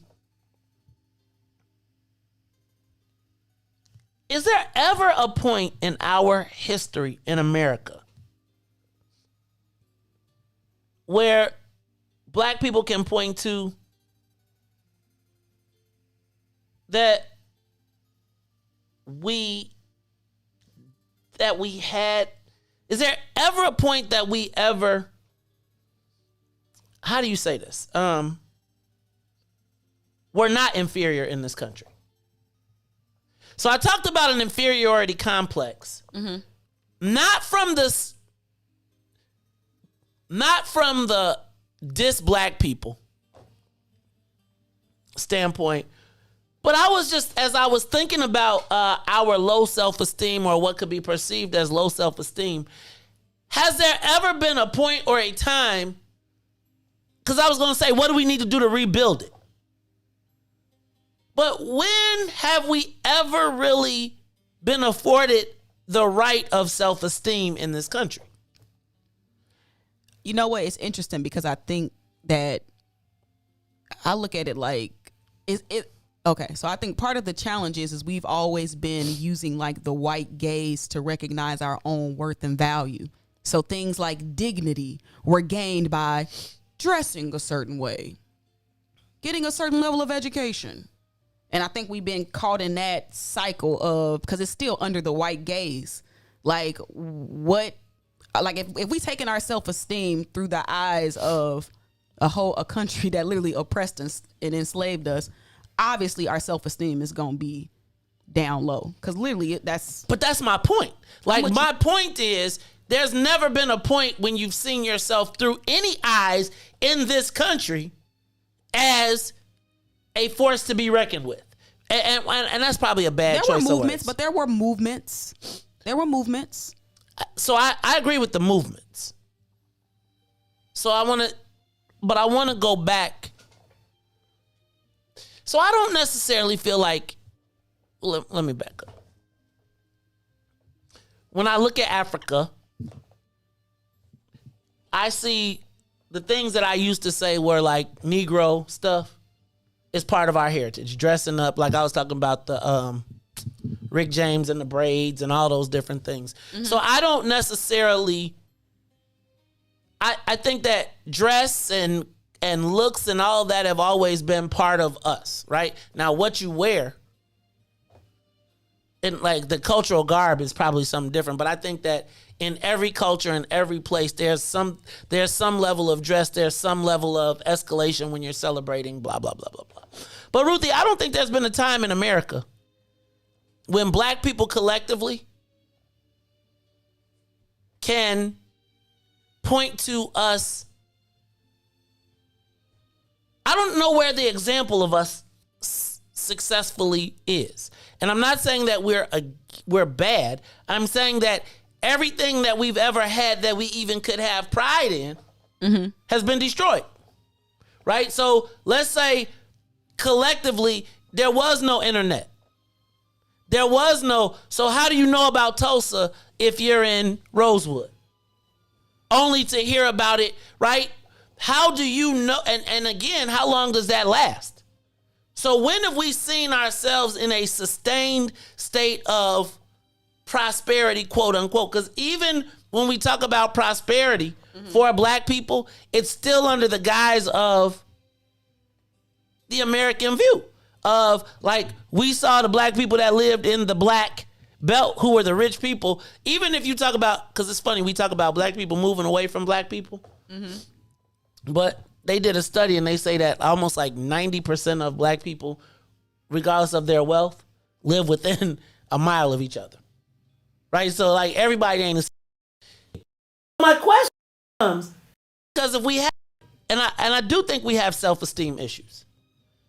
Only because they've been projected, not because it's I mean, because the whole country, if everything they started with you as 3/5, and everything kind of equates that way, when have you seen collective black success, prosperity, etc.? And then to continue that, because I want to get to a solution, what's one thing we could do to help rebuild our black self-esteem amongst us? Give us a call, 872-259-7474. What's something we could do simple to begin the process of rebuilding our self-esteem? Because I would argue, as the more I think about it, we've had examples of what could, but I don't know that we've ever seen us live up to our potential collectively. And without having an example, it just becomes that much harder to get to. And it almost becomes pervasive in our minds that we're supposed to have less than. That we're not supposed to be at because even our success standard, regardless of what eyes you look at it through,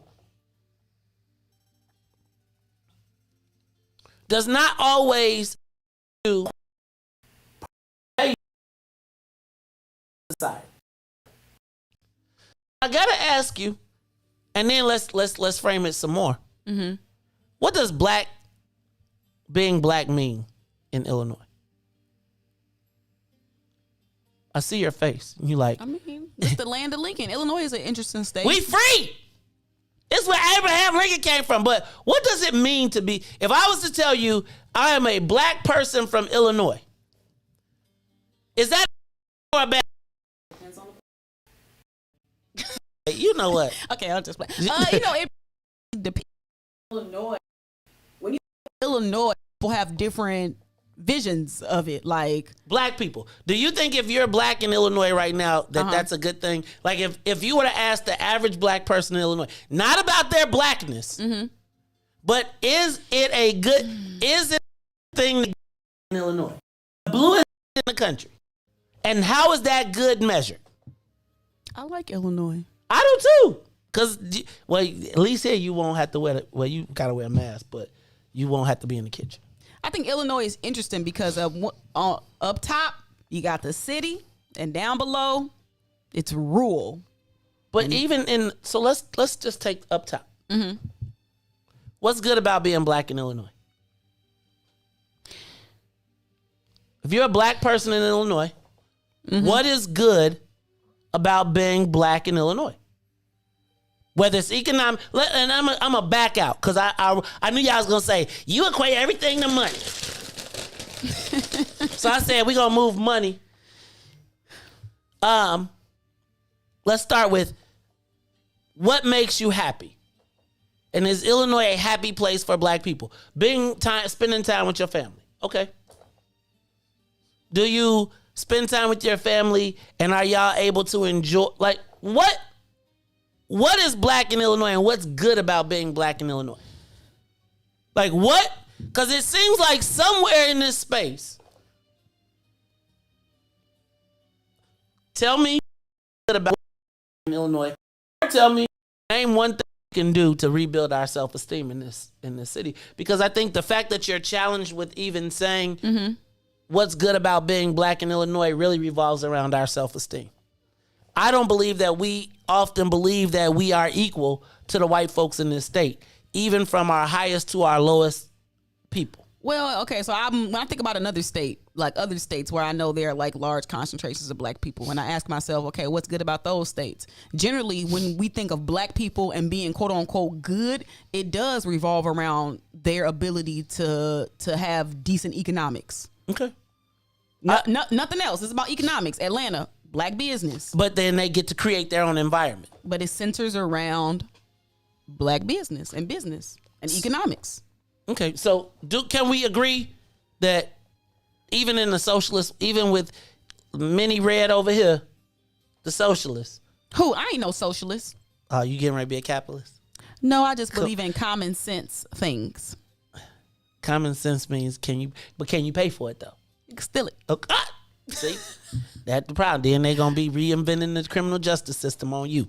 So I gotta ask you, how come that question is so hard? Well, first of all, I don't think you can ignore economics in the process of happiness or of being good.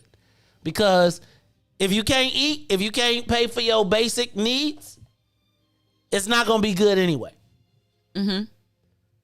But I got to ask you, what's good? What does it mean to be black in Illinois? Where economically, are you succeeding? Socially, are you succeeding? Educationally, are you succeeding? Spiritually, are you succeeding? Like, what is the measure?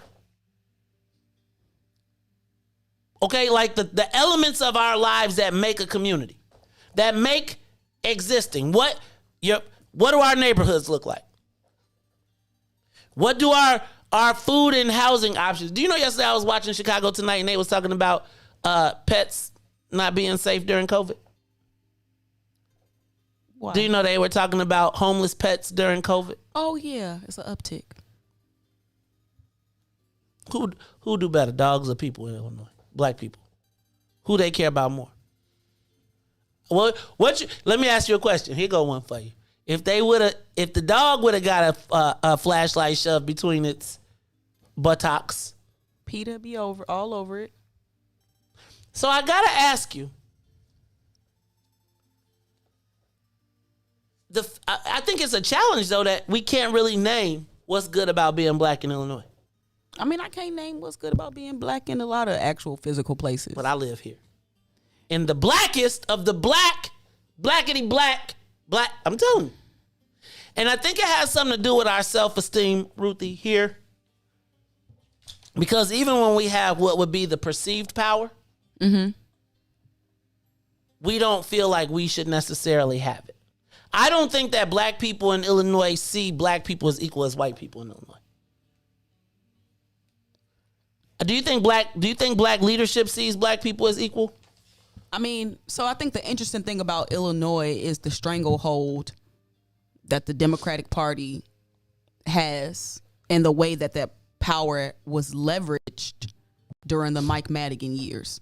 Like, we're still feeling the residual effects. How many decades did that last for? Like 4 decades, 40. That's a long time. That's a long time to run a system that excludes a whole group of people in a certain way. So my question becomes, in that space though, how do we have so many black people? How did so many black people become submissive in a space where they had the numbers? Because they needed to get theirs.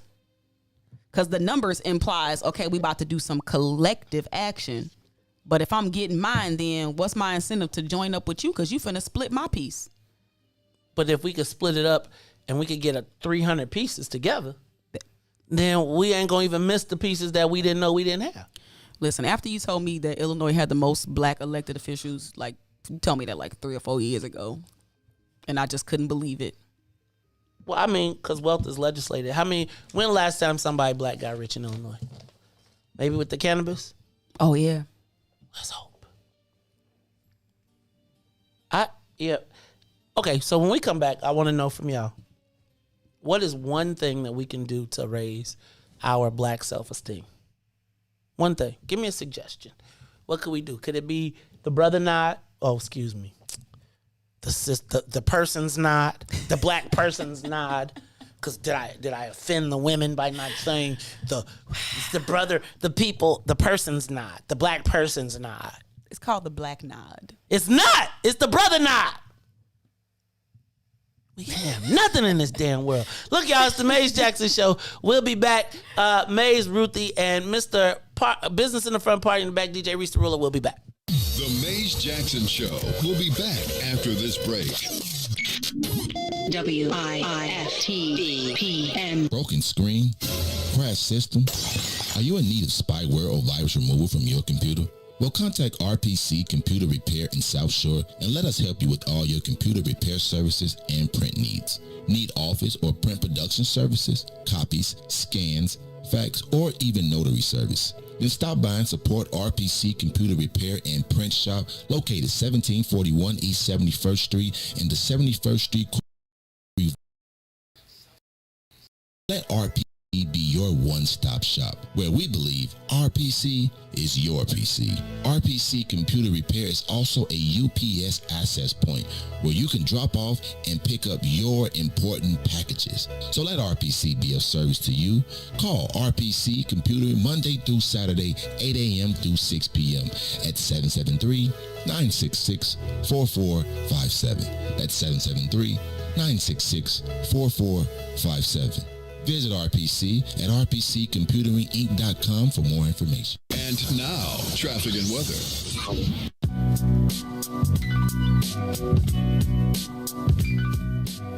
Good morning. What's in it for the Black People Media family? The time is now 8:32 a.m. and I'm Riis the Ruler with your Chicagoland area sports traffic and weather update. In sports, the Chicago Cubs lose 4-3 to the Cincinnati Reds as it snaps their 7-game winning streak. The Chicago White Sox beat the Oakland A's 6-3. Now over the traffic on the Kennedy O'Hare to the Loop is 71 minutes. Outbound to O'Hare will be 42. On the Eden from Deerfield to Exchange will be 64 minutes. Back out to Deerfield is 40. The Eisenhower Thorndale to the Loop is 85 minutes. Back out to Thorndale will be 48. The Stevenson from I-355 to the Dan Ryan is 64 minutes. Outbound will be 46. The Bishop Ford from I-80 to the Dan Ryan is 72 minutes, 39 minutes back out to I-80. The Dan Ryan is 25 minutes to the Loop, 16 minutes back to 95th. DuSable Lakeshore Drive South, 55th to Jackson is 14 minutes. Jackson to 55th will be 11. On the north side of things, still holding strong on the 8 minutes. That's Randolph to Bryn Mawr as well as Bryn Mawr to Randolph. Today's weather, it is currently 66 and sunny. Today will be a high of 79 with a low of 61. I'm Riis the Ruler.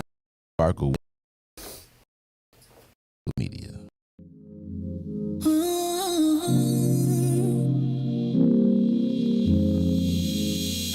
You see me, you see him, my best friend. He hold me down like ankles fighting the waves. Apply not to my count days. Yeah, ooh, been through so many things, but we always get through. Yeah, ooh, it ain't always perfect, but it's worth it. This is deeper than the surface. If I said I didn't love you, you would not know I've been frontin'. Wiped all my scars away like it was was nothing. Took the parts of me I tried to hide and make them something, something. Like it was nothing. Ooh, some magic, baby. Ooh, you know you drive me crazy. Ooh, you give me peace of mind. Ooh, let me tell you why. You make it easy. Say, to take it easy. Say, feel so weak. Say, easy to love. Say, to take it easy. Say, feel so weak. Say, easy to love. I never thought that I would give it to you, but now I don't think it's the time. I won't do it. I think it's cause the way you talk to me. Know how to say it without making me feel little. You're gracious even when you pop off on me. When you get done, I got a little something to drop off on you. Because you earned it with the time you took to put it that way. You got me liking to get put in my place. I didn't love you, you and I know I've been running. Wiped all my scars away like it was nothing. Took the parts of me I tried to hide and make them something, something. Like it was nothing. Ooh, some magic, baby. Ooh, you know you drive me crazy. Ooh, you give me peace of mind. Ooh, let me tell you why. You make it easy. Say, to take it easy. Say, feel so easy. Say, easy to love. You are listening to the Maze Jackson Show. I'm your host, Maze Jackson. That is Sparkle. Easy. I like that jam, though. Like Ruthie, you ain't gonna sing with us. You don't be like. I like this one too. I be good, man. Like she be in here, she never sing like no part of. Y'all be singing too much. How do you do it, Ruthie? Ruthie cold. She got a cold heart. No, I don't. You be like it be cold. My heart is so warm. They called in. My hands be cold, but my heart be warm. Yo, you got cold. Ruthie, you seem like you cold. Like how can you not like these songs? How many times they call in? None. Right. No, I just been hearing these. I just be getting tired of him. DJ Riis gonna have to work on that. He got some new assignments and stuff. This one had a video to it. Yes. I know all these videos, all the songs, I know all the ad libs. I know the parts y'all gonna sing because y'all got y'all favorite parts. So you should sing in with us. I be singing in my head. Then I'll be quiet. I'll be talking again. All right, y'all. It's the Maze Jackson Show. I'm your host, Maze Jackson. Who's that? We got somebody on the phone line. Casey, you on the Maze Jackson Show. What's cracking? What is one thing black people can do to help? Man? What's up, man? Talk to me. Can you hear me? We can. All right, cool. So, black people, I'm trying to frame this, right? So, black people, we're the hardest on one another, right? But no one likes us. We do not see how people treat us. We don't even care how people treat us. Like you said, the cab industry killed itself. Man, I couldn't even catch a cab. It took me 30 minutes to catch a cab. I said, the hell with you, got to go in your car. But you have cab drivers screaming, you going? People to a store and you're not being accepted. So, these people have taken, as everyone knows, these people have taken our platform to raise themselves. I tell people, they don't get it. I'm literal, and I learned how to swim in Fred Hampton Pool in Maywood. Literally and figuratively, I learned how to swim from philosophy to literally learning how to swim in a pool named for that man. Mm. And we're talking about, and your platform this week is about inferiority. Yeah, we do have inferiority, but we show it through. You know what I'm saying? Not through our political action. We do show it material. We show it materialistically. We show it. And this is the best way you said it through the last segment. I forget what you said, but man, I'm not wearing another pair of Jordans because these people these people to me have debased one of our truest coaches. Remember Jordan, and they're killing people for shoes. And man, they debased our whole culture and they took it from us. Mm. All right, Casey. Over here, not respecting nothing in any matter. Man. I don't care if they east. I'm trying to figure out. I'm gonna say this and end it. I'm trying to figure out either it's the East African man or the white woman. None one of these people deal with accountability. And they can say what they want about the black man, but every black man I know trying their best to move forward, whatever the consequences. Man, Charlie, I appreciate you on that one too, because I do think the black men are always trying to move forward in spite of the hate that we get. Talking to you. And Quincy and Brandon, I am not mean. You are. See how I wrote their name down. Thank you, Martha and Ready Rock. Ruthie, you pin dropping there? You drop pins? Ruthie, you look like kind of punchy. It depends. What it depend on? You know, I have a low tolerance. We see. No. I have just a low tolerance for some things. There's some things I'm super passionate about, and some stuff I could sit here and not give two dead flies So about. what's the passionate stuff? You know, young people. Yeah, black people. Jesus. That's it. Okay. All right, I do notice that. When you say something about young people, y'all be like, you know what? We ain't finna talk about these ratchet youth people. No, I'm just joking. And just women. kidding. And women. With Ruthie. You probably agree. Do you agree women kitchen and women yet? No. You're never gonna get. Ruthie. Come on, we've been staying on track. No kitchen. Like she do be pinching people. No, she I don't. pinch people. Like listen, I don't have to justify how big and how much compassion does rule my environment. But my thing is, if I'm rocking with you, I'm rocking with you. If I ain't rocking with you, you probably can't feel the ice chips on my skin because I ain't rocking with you. I heard that. Okay, I could take But that. you know, one thing that I used to do when I worked more directly back when you could do this with young people is I believe in positive touch. Like, because a lot of young people, you know, some of them don't experience positive touching. So like if I'm talking to you, I might put my hand on your shoulder, you know. I might dap you up. I might shake your hand. I might, back when you could, give you a hug. So like positive touches. I think that's really what a lot of young people are missing. Platonic positive touches. I was about to be like, you finna be on Oprah or something. I think it is so important, especially for, and you know, if you work with young men and you are a younger woman, like touch them kids platonically. Like let them know that like there are trusting adults like out here. So I can talk to you and I can touch your shoulder and it don't have to be nothing sexual. See, I had to look at the time to see if I could say that word. It don't have to be nothing sexual. And I think things like that are important to just relationship building and love and like the release of energy. Like if I literally touch you in a positive way, like you can feel that. You might not think you can feel it, but we got to tap into each other's energies. And that's why love is really the first step to writing all of this. Love. We need to call music. It sounds so simple and so cheesy. It sounds cornball. I know it do, Maze. Cornball. Ain't nobody trying to be all...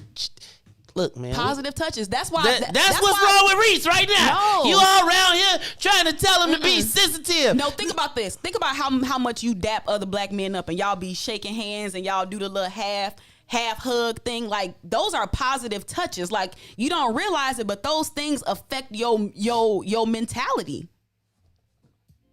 I know it sounds cheesy and a little soft, but it's true. So everybody out there, you be around here. I think you need 7. I think you need 7 positive touches per day.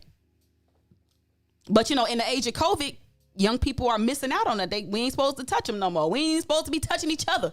We can't even pass around our cousin no more. That you see, positive circles, community, love. What book you read this stuff in? This some old. This one of them old. When you lead with love, you gotta literally you have to find tangible ways to impart love into the world. So that's just like how somebody said in the comments saying what's up to other people, to other black people. Same concept. Something so simple that we take for granted. Speaking to somebody, it makes a world of a difference.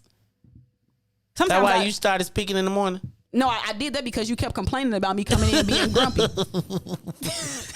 So I said, I'm tired of him complaining about me being grumpy. About time some women listen around. Oh, see now, you know that make me not. I'm trying to help you. I'm trying to help y'all not be so sensitive in this world.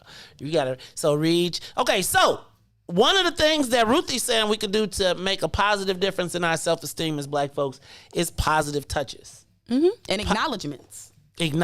Positive energy, positive engagements. Me giving you a compliment on your hat and your do-rag. Yeah, Riis. That kind of stuff is important. Appreciate it. Riis, when I saw your hat, I felt like. See, that's why I'm we can't get surprised no. Maze ain't call it my work hat today. You know, like anytime I put it on. Nah, y'all, you corrected me. You like, nah, I'm waiting for you to put the Rugrats shirt back on. That's the one I'm waiting for. That's my favorite. The Rugrat. Riis came through with the Rugrats and the yellow shorts. Like, really? And he had the shoes to match. I was like, all right.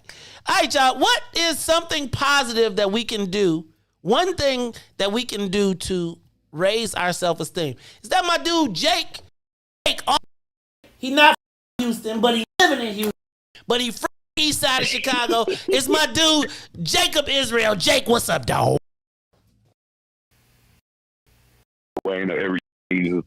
Shalom, Aki. And one thing about it, we have built societies. We don't know who we are. Like something that Ruthie said, it's knowledge. Well, look at all the inventions that we made under tremendous pressure. I don't know half of the things. People don't know what half of the things that was been hidden from us that we have made. The first heart surgery. I could just go down a plethora of things that we invented. How many different societies have we had? You know what I'm saying? But Jake, everything they did, Jake, let me, because I love that. I think the problem though is that so many of us don't know, right? And it's affected. Like when I talk about it, it's our education, right? So even when you talk about being miseducated, I think so many of us that know things assume that everybody knows, right? I'm gonna tell you, I did not even come into knowledge of blackness, Black people, Black anything during the civil rights era and we were slaves until I got to college. And it was Steve Coakley saying, look, man, y'all, and if you've never seen that, right? And I'm saying we don't really have tangible examples in this country, right? And even as we start to move into this... Tangible examples of what? Tangible examples of what? Tangible examples of long-term Black prosperity working together. Right? What about like Tulsa, Oklahoma? What about Tulsa, Oklahoma? But how long? No, Jake, I'm with you. So no, I'm not even I'm not fighting you. What I'm saying is, by the time we learn, think about it. We're just now learning, and I'm not saying you, but I'm saying the masses are now finding out about Tulsa, about Rosewood, right? Like we saw the movie Rosewood, but I don't even think that when I watched it, that I put it in context. And then when you put it in context to the bank saying, okay, we're going to loan 13 cents to every $100. When have we ever seen Black, not survive, Jake, not survive and thrive in spite of, but like long-term Black people working together, not in a pyramid, but right here in this country? We haven't seen it. And I think sometimes what winds up happening is we, like the me's, the you's, the conscious Black people, the Ruthies of the world, we can go all the way back to the African pyramids. But for those brothers that's right out there on the street, or who are going to our public schools, they've never seen it. They didn't know about it. Who's teaching about that? Who's really teaching that, Jake? You had to go outside of... My teacher. You had to go... My teacher taught me at... Okay. My teacher at Jan Thorpe in elementary taught me that, even though I was in the bad boy club at Jan Thorpe. Miss McKenzie, even though I was in the class over, you know what I mean? Jake, you wasn't at Moses Montefiore, was you? No, I almost went to the audio. I almost went to the audio one time, man. But something I had nothing to do because this girl was bigger than me, and she was fighting, and my cousin jumped in, man. And they go, like, I ain't got nothing to do with that. You know what I mean? I almost went to the audio. But my particular teacher, man, she very cultured us. I had a Black teacher for 4-5 years in a row, and then in high school I went to Michigan. But and also Now, the older people might be scared of white people, but these young guys are not scared of no white people. They're not getting in the street. They're not looking down, scared to talk to them. Anything, they won't look in the eye because if they make them mad, they like Vicks. They do something bad to them. So, Jake, I do appreciate that. It's just my concern is if they see us the same way. Like, we can't all, if you going downtown and you finna find Vicks, then let those be the Vicks. But don't prey on us. I ain't talking about that. I'm not even talking about just a Vic level. I'm just saying they're not scared of him. They're not scared of him. I agree with that now. I agree with that. And it's not because they ain't been around them. You know what I mean? The people down, the older people, the older church people. And then I'm gonna tell you a solution. Not movies. Get that book. That Bible is our history book. We are the chosen people, and I'm watching the world. I'm watching it unfold right in front of us. Everything from children, our children. All right, they say the children gonna run the house, and women gonna rule everything. So that's for some. Hey, good times are happening. But say after 400 years, you know what I mean? It's gonna be some judgment, and then it's gonna be great sustenance for some. All right, shalom. Shalom, Jake. Shalom. Hey, let's go to Aaron. Aaron, you're on the Maze Jackson Show. What is one thing that we black people can do to build our positive self-esteem? Aaron? Aaron. Caller. Uh-oh, look at Ruthie. Caller, you there? Hello? Hey, caller. Hello? We got you. Hello? Turn the radio down in the back. Hello? We can hear you. We can hear you. Hello. We got you. This is Kate. Oh, hey, Kate. This is Katie. Hey, Katie. Hey. Hi, how are you? I think starting with our children's education. I think that it was an article in the paper today. And they talked about they have this program. They started this program where they're going to have wraparound services. Our children have to be educated properly and taught to set their sights high again, like in the past. But this time it has to be, because we have this technology stuff, everybody has to learn in order to get out the technology jobs and et cetera. We have to have a good education, and that's what we should demand. When my daughter, my granddaughter went to a Catholic school. Now she's in a public school, because at Catholic school we talk about $12,000 a year, and it's very expensive for our parents. So I called around to try to get some information from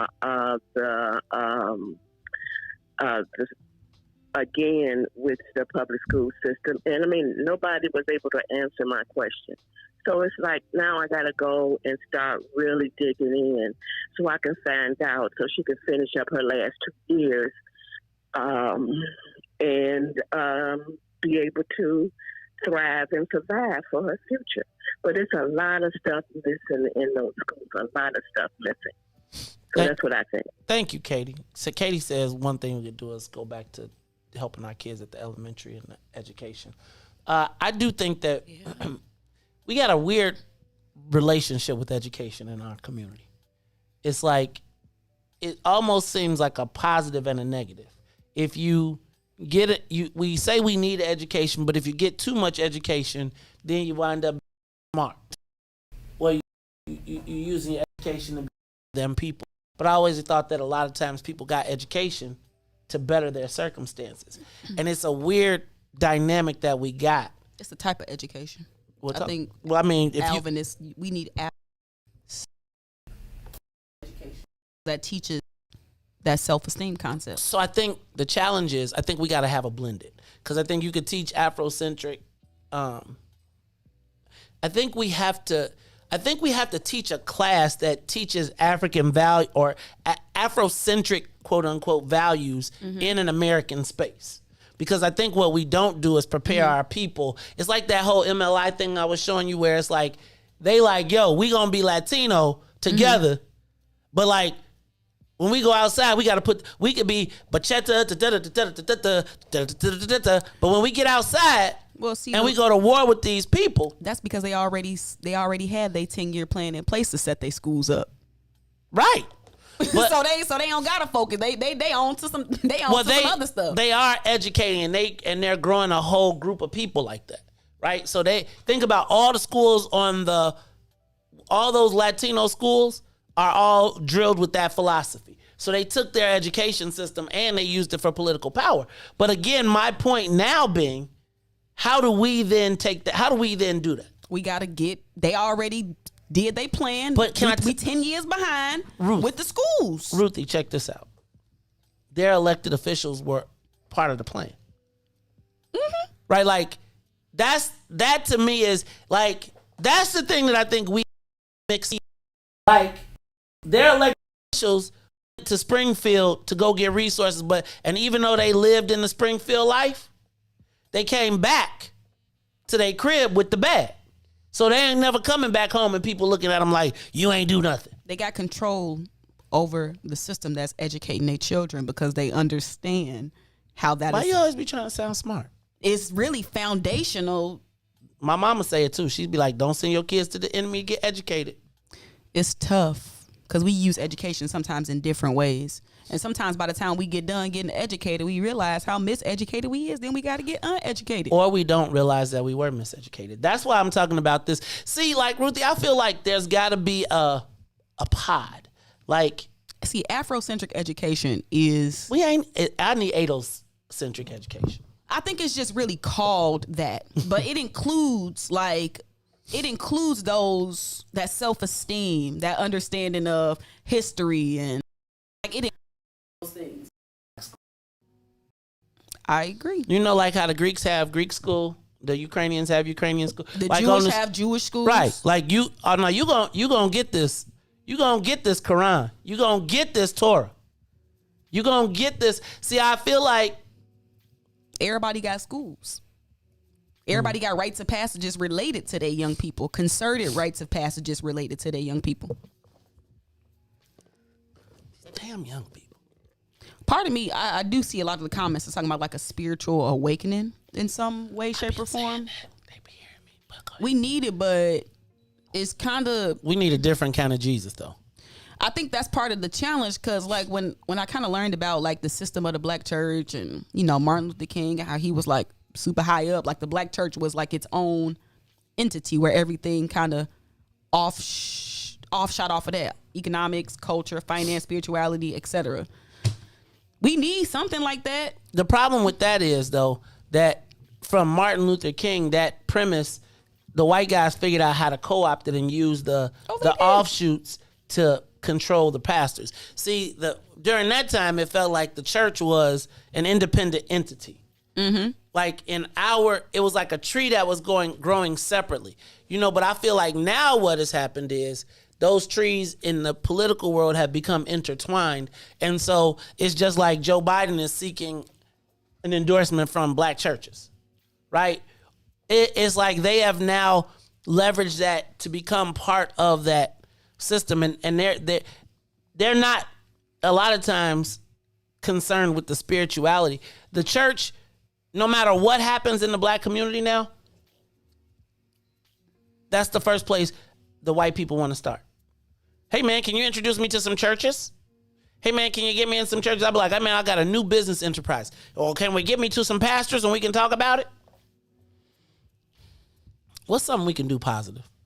I'm still tripping on y'all not saying what's good about being Black in Illinois. Summertime shy? Oh, I don't like you. I don't like you, smart. They don't arrest you for petty crimes, really. Mm. If it ain't really like guns or something, then they'll let you go. Good one, Riis. Really? I just need to say that's our state of affairs.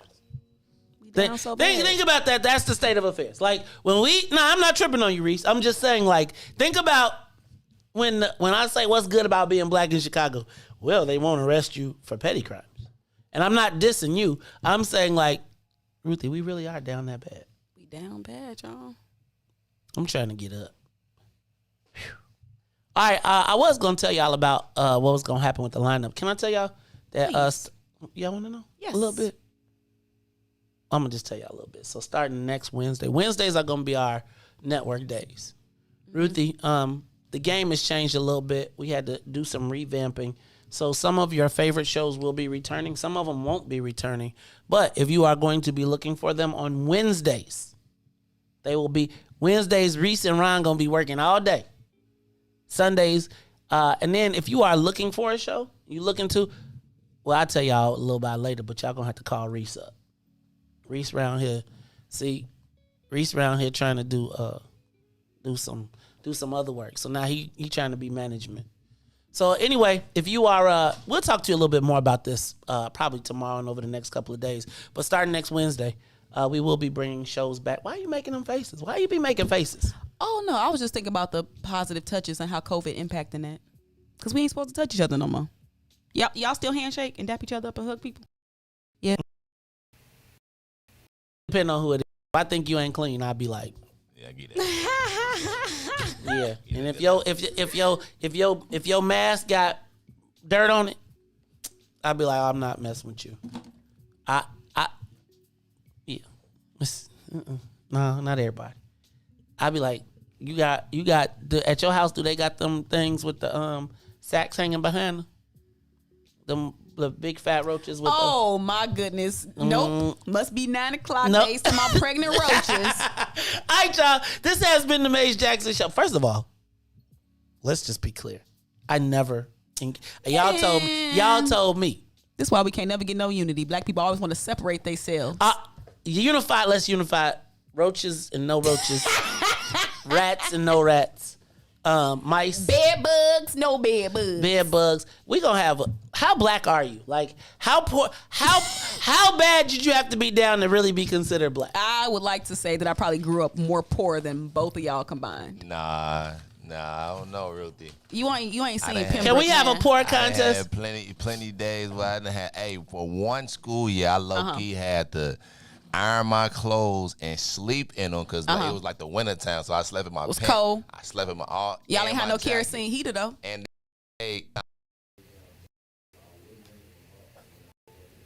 went straight to school. And then we actually had a fireplace, so like one time we y'all was rich. Nah, we weren't rich, but yeah, man. What was y'all burning in there? Some wood from what you mean? Some tree branches from outside? What you mean? Listen, I had a wood stove too, my brother. Yeah, I'm telling you, Po, I was there. I was rural poor. I think city poor and rural poor are different. You might be right. Only had one cow. We only had one cow. We had to decide whether we was gonna milk them or eat them. Whoever in the comment, you know what? I forgot this week. I'm supposed to be on Facebook, so I'm gonna bring my MacBook and I'm gonna get on Facebook and I'm coming for them comments. Who was it? Quincy and Brandon.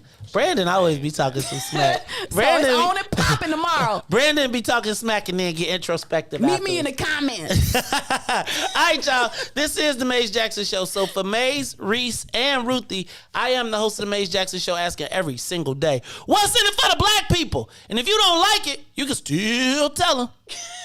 A home run MP. Okay, so tomorrow. Okay, can we do this? Can we? All right, before we go.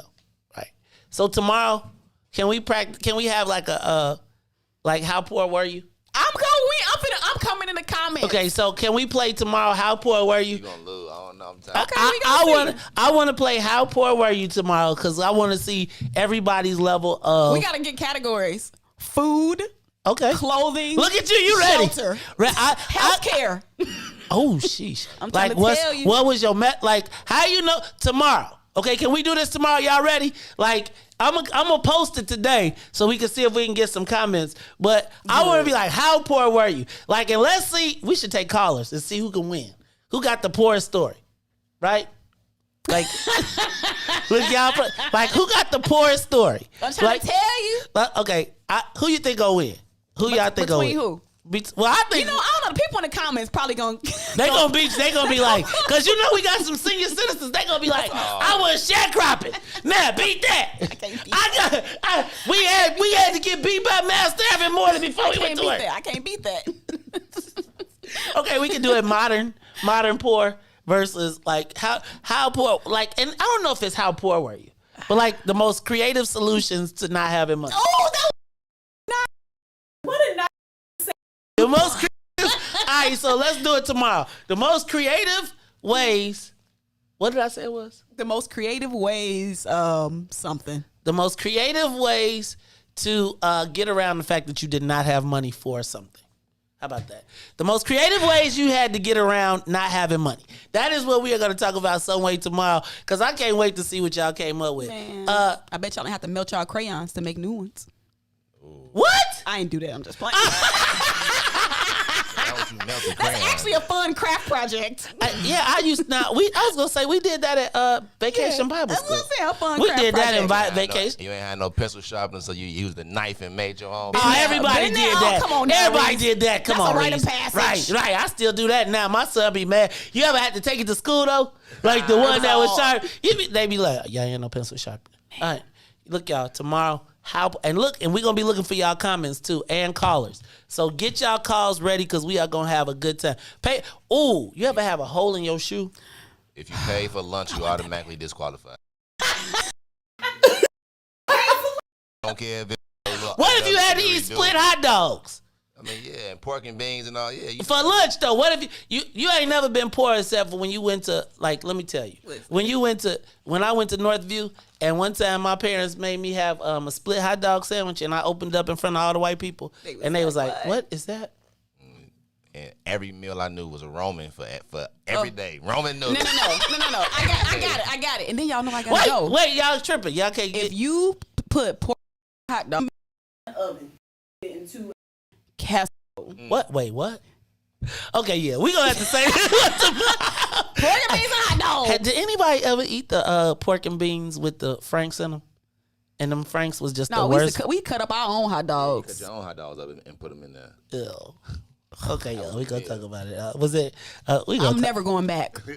No, I'm telling you, I'm never going back. Hey, y'all, I thought peanut butter and jelly was poverty. No, if you think Salisbury steak is steak, that's how you know. Hog head cheese. We eat steak, Mom. I like hog head cheese. I used to, but I didn't want to see it. All right, y'all. Tomorrow, the most creative ways to get around not having money. It's the Maze Jackson Show. So for Maze, Riis, and Ruthie, I am the host of the Maze. You super glued your gym shoe. Some of y'all was downtrodden. I gorilla glued my shoe too. The bottom of my sole came out. I went gorilla glued and just stood there until it stuck there. Yes. Ooh. In the middle of a basketball game. Oh. I went up. I had to slide my foot. Oh man, I hurt myself. Sub. Oh, he was smoking some ditch weed. Oh God. Oh, when you used to have to, my cousin said I remember when my cousin used to spend like 2 hours, he'd get a sack and spend 2 hours picking the seeds out. Oh, my God. No, if you making duck blunts. No. Oh! That's how God. you down bad. Oh! You down don't even bad. know that. You know what though? I'm going to tell you what.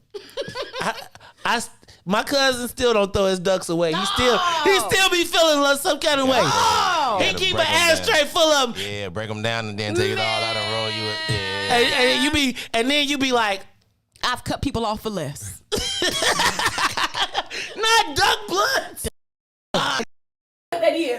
If you this, you ain't been down. You upper echelon, probably. Right. All right, y'all.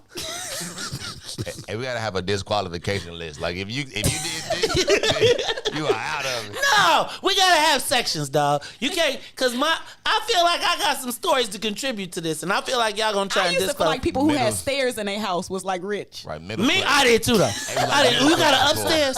Middle class poor. Wait. Okay. Well, yeah, Somebody. The creative solutions to not having money. All right, that's it. Tomorrow, the most creative solutions to not having money. Quincy, you got to be careful, dog. Ruthie on you. Oh, Quincy, I'm in them comments tomorrow. It's the Mace Jackson Show. So he said he ready though. James said be the flyest. You be flying all right, but then you be going up and down because you don't know whether depending on the section that you smoke. Now, can I tell you something though? I'm gonna tell you somebody that the worse than a duck blunt is when they don't bust them down and put it all, roll it all. Ew. Yeah, I seen that happen before. Yeah, they just rolled it high. They just took all the ducks and lined them up inside of another take beat it out of it. and just. And I'm gonna tell you, That was like after you threw up for the first 2 hours. Right. All right, y'all. This is the Maze Jackson Show. I can't wait. Y'all gotta tell me y'all creative recipes. Like, what did you do for clothes? Yeah, Ruthie, you had a good thing. Categories. We gonna Okay, Quincy. Quincy. Now you know Ruthie thinks she the best Joner ever. No, listen, I ain't trying to Jones. Because I don't want to hurt your feelings, Quincy. See? All right, y'all. We'll be back tomorrow. Maze, Ruthie, Riis, and Todd. And if you don't like it, did I say Todd? Maze, Riis, and Ruthie. Hey, Todd. Todd be on Mondays. We don't say what's up to Todd till Mondays. And if you don't like it, you can still tell him. Maze said, we out of here. Peace. Let's get down to business and go ahead and address the facts, man. Lightfoot seems more lesbian than black. Here's another case, he was just as tired. 50 closed schools left much to be desired. Police had Anjanette naked on that body cam. They suppressed the footage so it couldn't. Both similar, so I went and dug it up. George Floyd killed, a lot of riots happened in the town. Southside burned and they wouldn't let them bridges down. Grandmother sick, need a